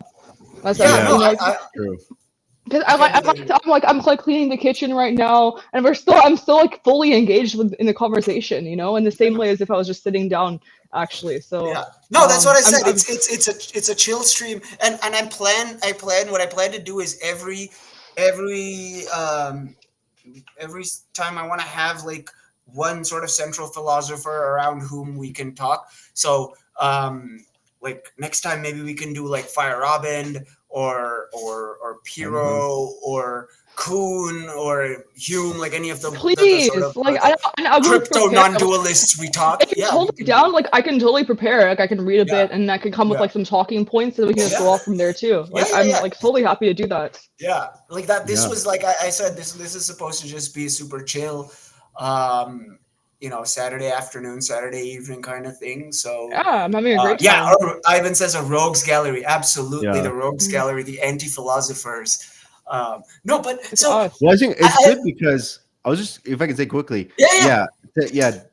thank you for saying that. Please follow me. Please follow Return to Hegel, and also please Thank follow you. out. You should follow also in chat both Noger and Ivan. Everyone, they are Yes, philosophy please. streamers as well. And I also think I've been talking for a while. follow Ivan and Ivan I have as been well. talking about like Heidegger I'm so versus noob. analytic How do I give fight. shout outs? And that would be fun because now we found some more people to do it. Who Just else is shout out. no You just Grail? type what he said. Yeah, No Grail is great. He does this thing Follow me called too. philosopher roulette, where he just finds a random paper and then he reads it, and then everyone gets to vote on it. It's really cool. And Ivan has a lot of great, philosophy of science streams.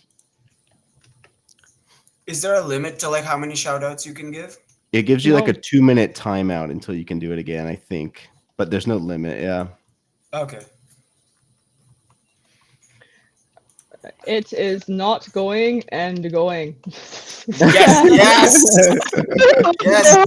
Yeah. I used that a couple of times already in the beginning, but no, what I wanted to say was earlier that Zach, I think you had mentioned the primordial thing, right? So in my Mhm. existentialism class, we're actually studying.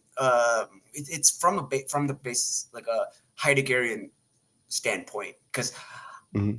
that's my perspective, and I've never really read any Kierkegaard or anything, so I haven't included much of that in my thing. We're doing more Heidegger, Jaspers, Gabriel Marcel, Merleau-Ponty, and even like Donna Haraway and Hannah Arendt later, right? So we're gonna have some fun with that now.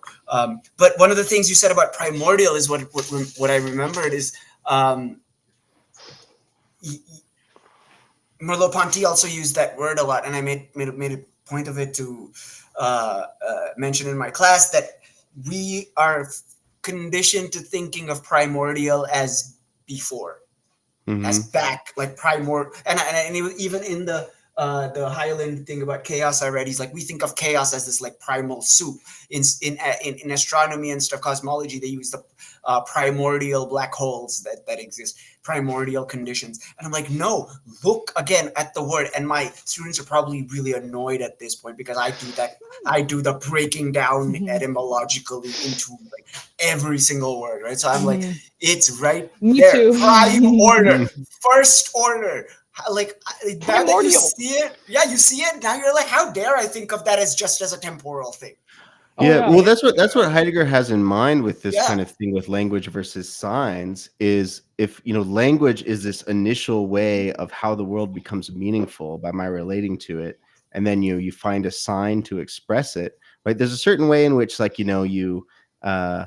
right, the giving gives, and then the giving withdraws, and you're only left with what was given. And Right? it's How always do a you giving receiving. Right, and it's transcendental. It's like transcendental philosophy, although it's doing it differently. But it's that same kind of idea. Like, if we have the word, then there must have been somehow some way of relating or some meaning that brought us to bring the word. Which is why another thing also I'll say, because I see this mistake all the time, that Heidegger thinks that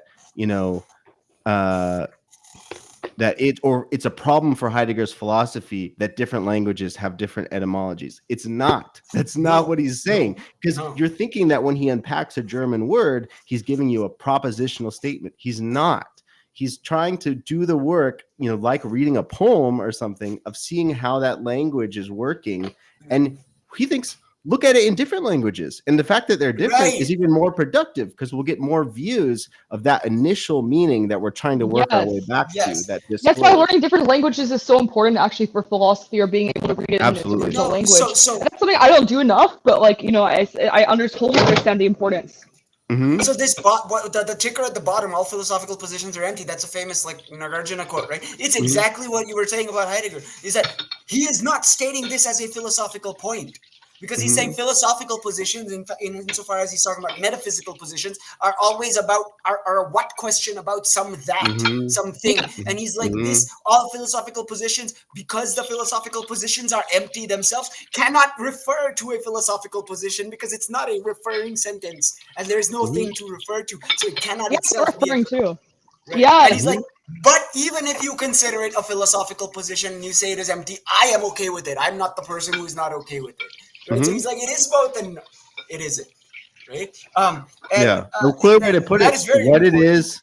what it is how it is, right? The Yes, question is, yes, how did the what?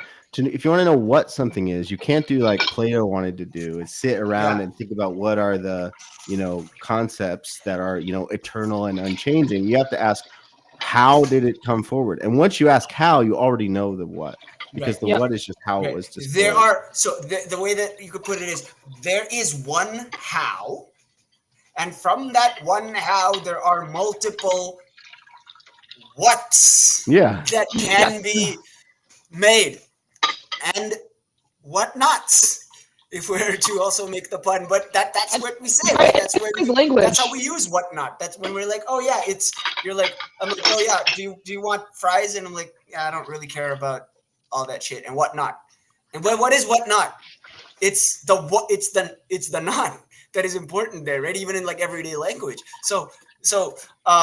The unmoving is the contradiction, Ike says. Yes, right? And the unmoving is the unmoving mover is, right? It's contradictory only if you think that the unmoving mover is also a thing like all the things that it moves. But if it is no thing at all, and that's the same thing where St. Anselm makes the ontological argument that God is Yes. that greater than which no thing can be perceived. And it's like, yeah, but that's a problem only if you think of God as a thing. But if God is no thing, then you're closer to the negative theologian argument that God is no thing. And because God is no thing, from God, all things can proceed in their thingness. Because if God Right. himself was a thing, then there would be a creator for God and all of that. So you escape the cyclical logic, you escape the infinite regression, and you do justify how things can come from nothing at all. So I do not see how this is in any way a problematic position. I don't see how this is a position at all, because we're accepting that the emptiness is why Right. any So position can come to be. can I ask about positions? I guess in Yes. that sense, like, can we actually hold positions on things? Because that was like goes back to that earlier discussion we had about like how we need this adversarial position to like advance the dialectic, right? And it's like Yeah. but like at the same time, like what does it mean to have a position? It's always contingent, right? That's the point. It's Mhm. always like self-contingent. You can, if you think your position is self-evident or self-essential or true, fundamentally true somehow, you're mistaken. You're delusional, because all philosophical positions are empty. That means not that doesn't just mean that your um position has no value. Your position has as much value as you give it. But that also means that the other person's position is not fundamentally grounded, and it only has as much value as they give it. But then the point is that if then we need to work out a way on to come to a common ground of value. If we understand that value is only what we make it, then that at least gives us somewhere to work together on, or draw a line and be separate on. But we have to realize that the ability for us to have enmity is also the ability for us to come together, right? Yes. In the sense of the sort of yin yang classic, the case that is made that you can either draw the circle first and the line in the middle, which splits up the yin and the yang, Yeah. or you can draw the one fish and draw the second fish, and the line appears in the middle because there's two fish. Right. To Also, go back to the yin yang that like I pay attention to is like the fact that like there's a little dot. Like yeah, each of the opposite has the seed of has it has to, right? It has to, because that is what grounds the yin and the yang and the yang and the yin, and that is why there is a little bit of the everything has the nothing in it necessarily, and the nothing is a little bit of everything, because it Yeah. can't be all of any one thing.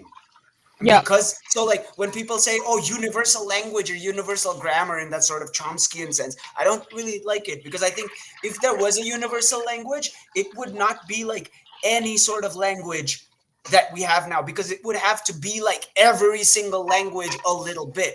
So it would not be at all like any one language. And it would have been just maybe just bare like ape-like Right. utterances, right? Like if we want to think like the and so then it doesn't make it makes sense that the ultimate ancestor to all life was no life at all. The basic problem we have in Western philosophy and even in positive Eastern philosophy is the Parmenidean dictum that Mm. things can't come from nothing. And it's like, well, if we sort of question that, then like, and Heraclite is like, yeah, things can't come from nothing because there is only the coming. Right? And Okay. he's like, and then There's only the Heidegger, coming. We're getting there's only the Freudian coming. now. Yeah. Well, yeah, and then that goes into like Taoism as well, actually. No, but it's right, because that's what Heidegger does in Introduction to Metaphysics. He's like, people don't realize that one of the basic mistakes in the historiography of Western philosophy is that because of this dualist conditioning, Parmenides and Heraclitus have been set to be opposite, saying the opposite things. And he's like, they're not. They're both saying that being and becoming are the same. They're just saying it from categorical positions, where one makes it seem like all becoming is being, and the other one is saying that all being is becoming. And he's like, that's the point, is to remember that that change is the only constant. Yes, there is a constant. Yes, there is also always only change. But if there's always only change, then that is the constant. Right? And so Heidegger actually puts Parmenides and Heraclitus together and says they are saying the same thing. They're not saying different things. They're only saying different things if you, yes, and also no change. If there's always change, then you can't ever have time of stability, right? And if you don't have stability, then you can never say that things are changing either. Right. That's why This it's is also also like constant. this is the way I understand dialectics too, which I feel like a lot of people actually miss. And like I Yes. think also the whole statement of dialectical materialism is this own like encapsulation upon itself, because like the dialectical method is a method of like actually resolving these contradictions between dualisms, and the dialectical part is like, let's say, the idealistic aspect of it, of like how these ideas become material, and materialism is it's almost this like a self-encapsulated statement of like idealism and materialism, like being beyond it, that category, right? Right. And so Yeah. Go ahead. No, go for it. Go for it.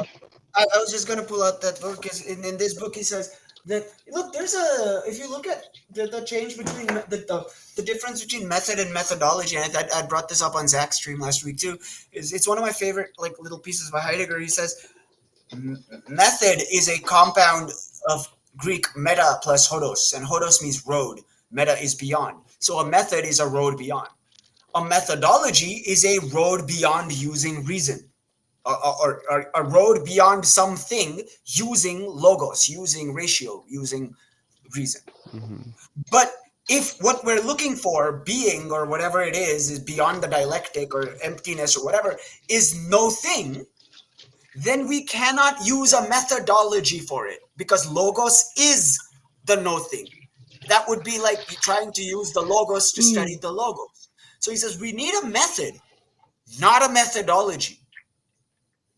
And this is where I think, where I like, if wisdom is stupidity, then the method is the madness.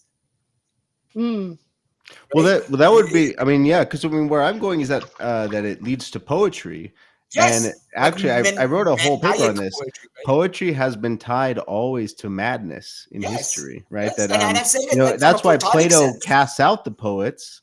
But even Plato in other parts, like people always Yes. quote the part in the Republic where he kicks out the poets. There's other parts where Plato likes poets, Likes and he poets, I mean, talks about how their esoteric stuff. madness is tied to truth somehow. Yeah, the But divine mania that he talks about, right?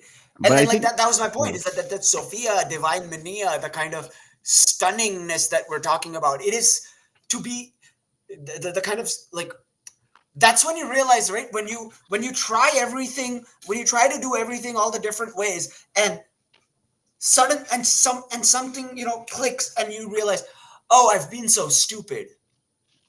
Like, it wasn't any of these ways was the right way to do it. It was so simple.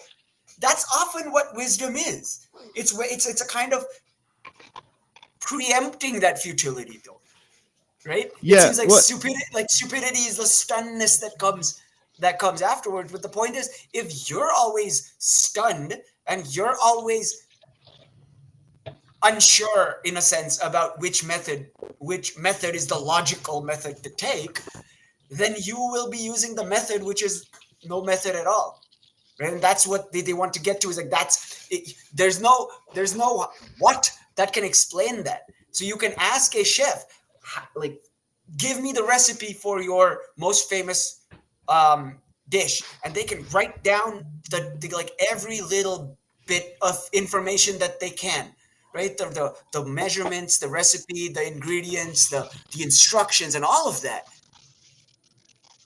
But it isn't the what that's important, it's the how, and the how has been cultivated by them for years of training, and they can give you all this logical information and the steps and the methodology, but all you have not gotten the logos of it yet. You haven't gotten the praxis of it yet, so you can follow those steps, but what you make will not be the same as what they have made, and you will need to keep referring to the recipe. But the master chef they'll just make it, and they don't need a recipe. They just know what goes together. Why? It's not Well, because yeah. they memorize recipes. It's because they've done it so many times that they just flow like that. Well, yeah, but I think it's also, yeah, absolutely. But it's also not just about iteration or having done it many times, I think, because it's like, and also, Heidegger distinguishes the same from the identical, where identical Mm-hmm. is tied to that Mm-hmm. kind of representation, right? Identity, Yes. equal coordinates on a Cartesian grid or Yes. something like that. Versus the same is different.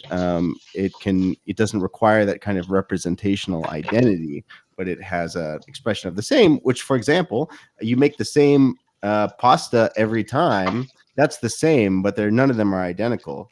And Mm-mm. that the secret there is not only that the chef doesn't need to follow a recipe. It's also that, which is what you're saying, that Even without the following chef a recipe, pays every time it's attention. better.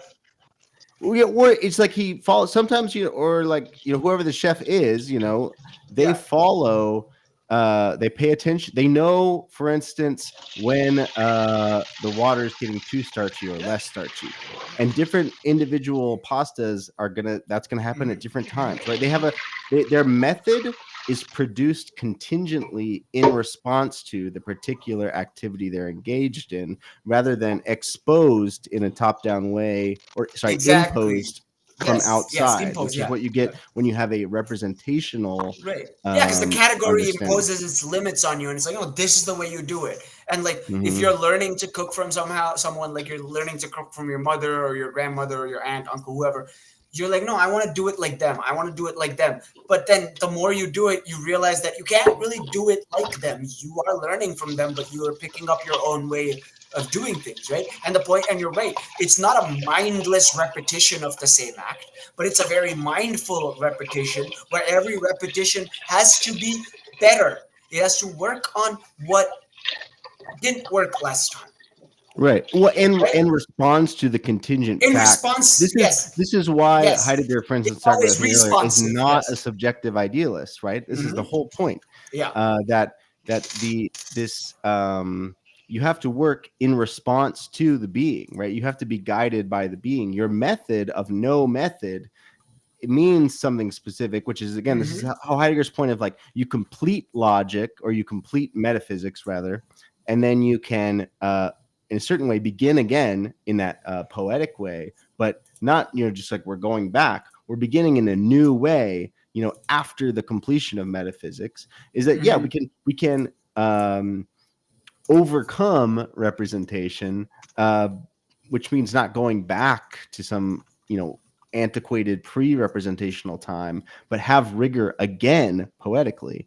And that's how to have or in a certain way, a very rigorous method, but a method of no method, which is how to your method to be precisely following the objects you're working with. Yep. So it's not at all a subjective idealist cutoff from the world. It's the most engaged in the world you could possibly be. I also want to say quickly, because that's a great quote from Zizek from Mbugai in the chat. Poetry is a way to compensate for the basic failure or impossibility of communication. Right. This is, that's the poetic thinking. It challenges the idea that language is a tool. Right. That's what poetry does. Right. That language disappears into its use. Poetry challenges that idea, and it emphasizes the active fact of language determining how the world discloses itself. So yeah, great quote from Zizek, Right. who Yeah, started as a Heideggerian. His Yes. dissertation was on Heidegger. Yes. Yeah. No, I definitely I agree with that, right? Because I was having a conversation with a friend of mine who's a fellow grad student here, and he's a Christian philosopher, and so we're planning to have a dialogue on this stream maybe over the summer, where we're both trying to like look at our traditions and our systems and what they say about like ataraxia, eudaimonia, and that kind of thing. And one of the things we were discussing was. He said interestingly, he said, like, the story of Jesus walking on water. And he says that Jesus started walking on water. And I think he said one of his disciples, I think it was Paul, who Jesus asked him, now join me. And I'm sorry, I don't know my Christian theology and my Christian mythology, so I might be saying the wrong name. Correct me if I'm wrong, but I think it was St. Paul. And he asked him to join him. And Paul is walking on the water. And as long as he's looking at Jesus Christ, he's fine walking on the water. But as soon as he looks down, he falls into the water. And Christ says, ye of little faith. And I understand that hermeneutically in a different way now. I understand that more like what you're saying about like the way that is no way. That if we're conditioned to watch where we're going, not watch where we're going, but watch where we're stepping, because if we trip or if we fall, then we will not get to where we are. And that is literally a conditioning, and it's an if then not, if not then. Right? So we are literally conditioned to, that's how you train people to walk. You train people to walk by looking down. All philosophy is hazing. I like that philosophical hazing. That's good. No, philosophy isn't hazing. Philosophy is the haze. Like it's the clearing of the hazing. It's an anti-hazing. It's unhazing and a hazing, or unhazing, like in German. Yeah. Like unvesen. unvesen. Unvesen. Yeah. Unhazing. But no. So I'm like, no. So that makes sense, because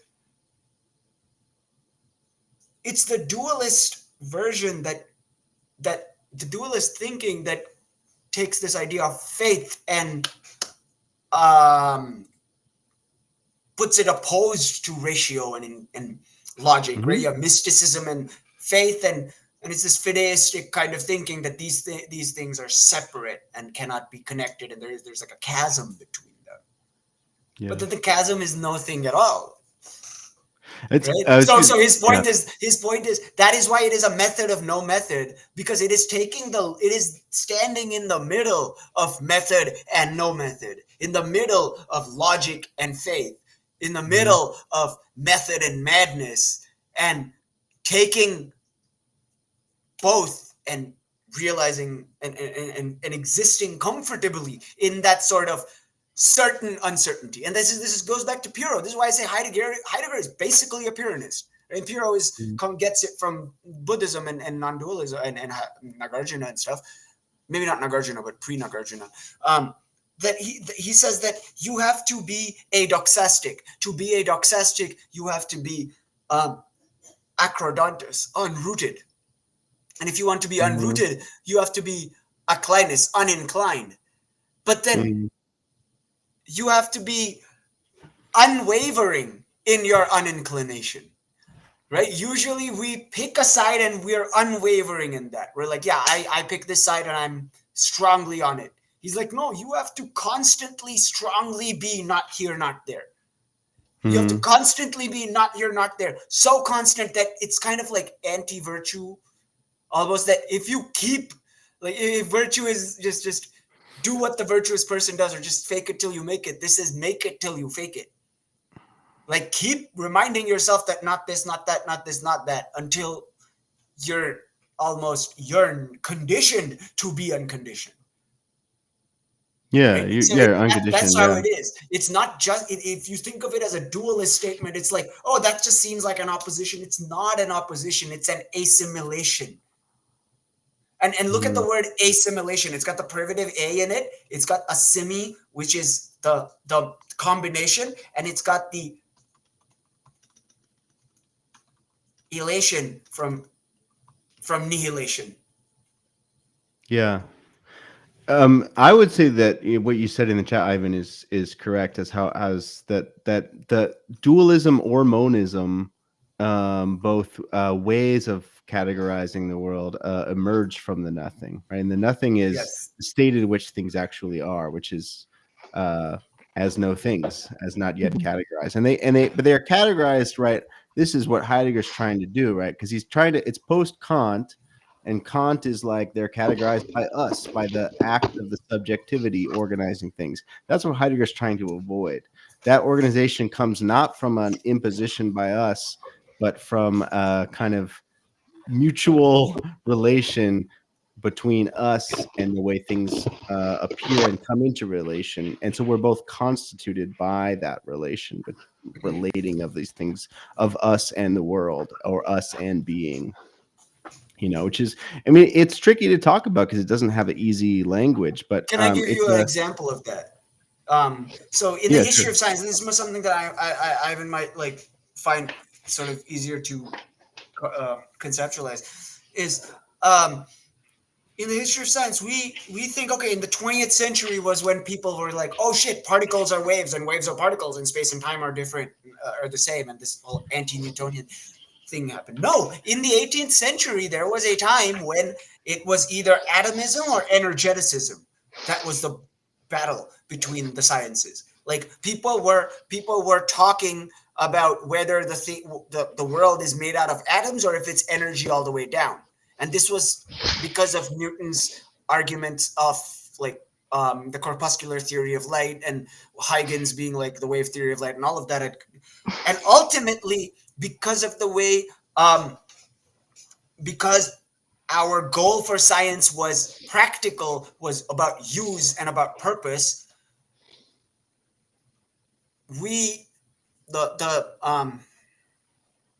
more available mode for us was atomism, and we went ahead, or particularism, and we went ahead with this confirmation that things are made out of particles. But then we came to the 20th century, and people like Bohr and Heisenberg are like, no, the particles are also waves.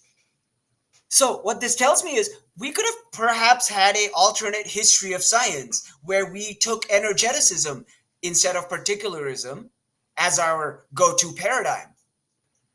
And we would have, at the 20th century, had the opposite realization that these waves are also particles. So the point is then, whatever there is and defies categories so much that we can apply multiple categories to it, and the opposing categories, and it still works out. Right? So instead of having a history of particle physics with breaks down into wave functions and Schrodinger's cat, we would have had a history of energy physics that breaks down and gives us particle physics. That could have been an alternate possible history. And that is only because the quantum revolution, so to speak, happened. That showed us that, wow, that means it wasn't particles all the way down. It could have been, well, turtles all the way down, but the turtles are upside down and dead and not living. But it's still turtles. But you don't know, right? Yeah. I mean, I'm using Schrodinger's cat idea. But that's that. The point is, Lobsters. well, I think Actually, if it was lobsters can taste with their feet. So every lobster would have been able to taste the world under it that has been carried by the lobster below it. And so it'd be weird. Anyways. I'm gonna have to go soon, probably. But We one can thing, wrap it up. so I think what Heidegger's trying to do, right, when he critiques metaphysics as ontotheology, there's three problems he has with it. One is that it thinks being in terms of a particular being. The other is that it abstracts the question of being. And I'm interested particularly, I think, in this context, like Heidegger's trying to get us out of this trap of what is the world really, what stuff is the world really. We're trying to find a ground that doesn't have to have a commitment of some kind of gestalt. This is the stuff. Everything is made up of this stuff. That's just a confused way of thinking for Heidegger. It doesn't mean there's nothing whatsoever that means that subjective idealism, right? That because that's still stuff. That's like, oh, your mind is fundamental or something. The point is nothing is fundamental. That's just not how it is. Things are gathered into meanings, but none of them is the fundamental ground.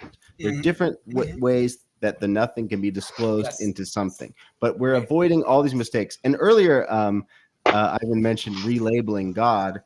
It's not relabeling God, but it is taking the place of God, which is the point is that, one way that this ground tried to be found was God. And in fact, Heidegger would say a lot of things probably do end up looking like God if you try to say, here's the stuff that the world is. The point is that we can keep we can learn from certain things like that, like in scholastic philosophy, but we don't have to fall into the trap of thinking it's all God or it's all anything else, because there doesn't need to be a ground that's, static thing. But can't God just be like the non-dual reality as well? Well, I think negative theology or something is compatible with this. If that's what you mean. That's how I conceptualize God anyway. Yeah, exactly. No, God can't be a problem, concept. I think what Ivan said about relabeling God, I said no. I think the problem is that we think that it is a relabeling, like that we can't imagine that there is something outside a label. Right. No, I'm not saying that they collapse, but that's the running way of describing what happens in the experimental setup is that the waves exist, and when the wave function is interfered with, what we observe is a particular probabilistic instance of the larger ensemble of probability. I don't think wave functions are things. Wave functions are mathematical probabilistic amplitudes, right? They're things in the sense of like we're calling them wave functions and we're calling wave functions mathematical probabilistic distributions. They are things, but mathematics is itself a categorization of the thing. No, in many worlds, the wave functions aren't real. That's the point, right? In many worlds, each probability of the wave function is its own probability. Ivan, I think you're getting the many worlds interpretation wrong. The many worlds theory doesn't have wave functions. The wave function itself splits into many worlds in the many world theory. So in the many world theory, there is no wave functions. That's the same as saying the wave function is no thing at all, right? No, I might sound like I don't know what I'm talking about, which is always my plan. But sometimes I kind of do know what I'm talking about. But no, Ivan, I would love to come, have you on stream and discuss this. I have not done like a good physics discussion with someone who actually knows and does physics in a really long time, and it would be really great to do that. But I think we're gonna wrap up here because Zach has to go. I have to go as well, and gonna make some dinner. But please follow both our guests. Nikki, do you have anything you wanted to add before we? I really appreciated this discussion. I'm really happy we were able to talk today. I would like to do this again with you guys, hopefully soon and hopefully consistently if that works with your schedules. I found this a productive conversation. Before you guys go, please, I'd like to shout out, Empty Buddha 92. Congratulations on your first stream. This is Thank fucking you, thank you. amazing. Please Yes. follow him. You guys follow him seriously, and please also follow Luminance Bloom. Yes. I would love to stream with you again, Luminance Bloom as well. If you're down, your name is Zach, right? So Yeah. if you're down, I would love to invite you when I'm streaming, maybe vice versa. If you're happy with that, I don't know how mine are quite chill with that, and I would love to have you guys on. Yeah. On my end, I'm probably gonna be streaming on Monday, and so if you guys are available and you guys are interested, we can always do that. I'm always very happy to have that kind of space. I would like to just ask everyone before you go, please join the Hegelian Discord server. It's not just Hegelian. We talk about everything. There's something for everyone there, but it's a really good community, and I want to keep everyone together. It's a great way to keep in tabs with all of us. I'll just pin it. Yeah. Yeah, that sounds great. Yeah. Again, thanks so much, Empty Buddha, for organizing this, and thanks for Hegel. Great to stream with you. I am definitely happy for future streams, and we can DM about it or whatever. We should definitely do this again. I really enjoyed this. I was hoping we wouldn't have any hiccups as far as like tech and stuff goes, and I think it's all gone pretty good. I have not had any sort of hiccups. I have not had to spend any money. I'm using the free apps for everything. So Chromebook streaming is the real thing, man. But it works. Right? It works. So, all right. I think we're going to call it a day here. We're at 2 minutes and 45 seconds. That was actually pretty good. I had taken about 2 hours or 2 minutes. Maybe it was time 2 minutes. compressed. Maybe 3. Yeah, it's compressed. Yeah, I was saying 3 hours. I think last time we went on for 3 hours, 45 minutes on Zach's thing. But I think, the 2 hours, 45 minutes is not a bad stream. Also, if I can say, since tomorrow, if you want to see me read The Work of Art in the Age of Mechanical Reproduction by Walter Benjamin, that's what we're doing tomorrow.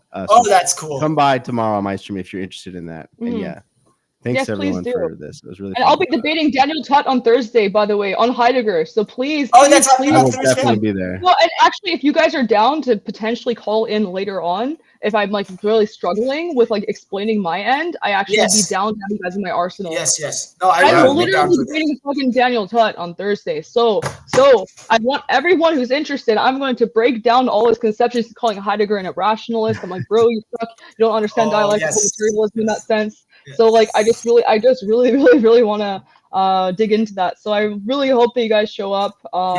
So you should really read that. You should really check out The Principle of Reason by Heidegger, because that's in his own words. He's saying he's more an a-rationalist and not an irrationalist, and why irrationalism and rationalism are coupled, and that kind of argument might really help you with that. The Braver paper is a good summary of yes, I can also can you send me the links, because I will study it, and if you guys can, I really want to do a good job at representing this philosophical position. So I will DM you that. I will DM you the link for that paper on Twitter.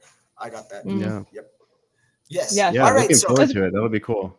I'm so happy to support you guys. Support you on your first stream. You're fucking awesome. I would love to come back. I owe it to you guys. I saw your stream, and I'm like, I think I can do this. I think I can do this too. And I'm really glad that you guys are here to take this conversation. And you're definitely right. I'd love to do this as a more regular thing. We talk about different philosophers, the underdogs, the rogues gallery, the stunners, the idiosyncratics, the showstoppers, the shockers. We'll do all of that. And thank you everyone for tuning in, and I hope you enjoyed, and follow our guests and on Twitter and on Twitch. Thank you guys. Bye-bye. Thank you. Yeah. Bye.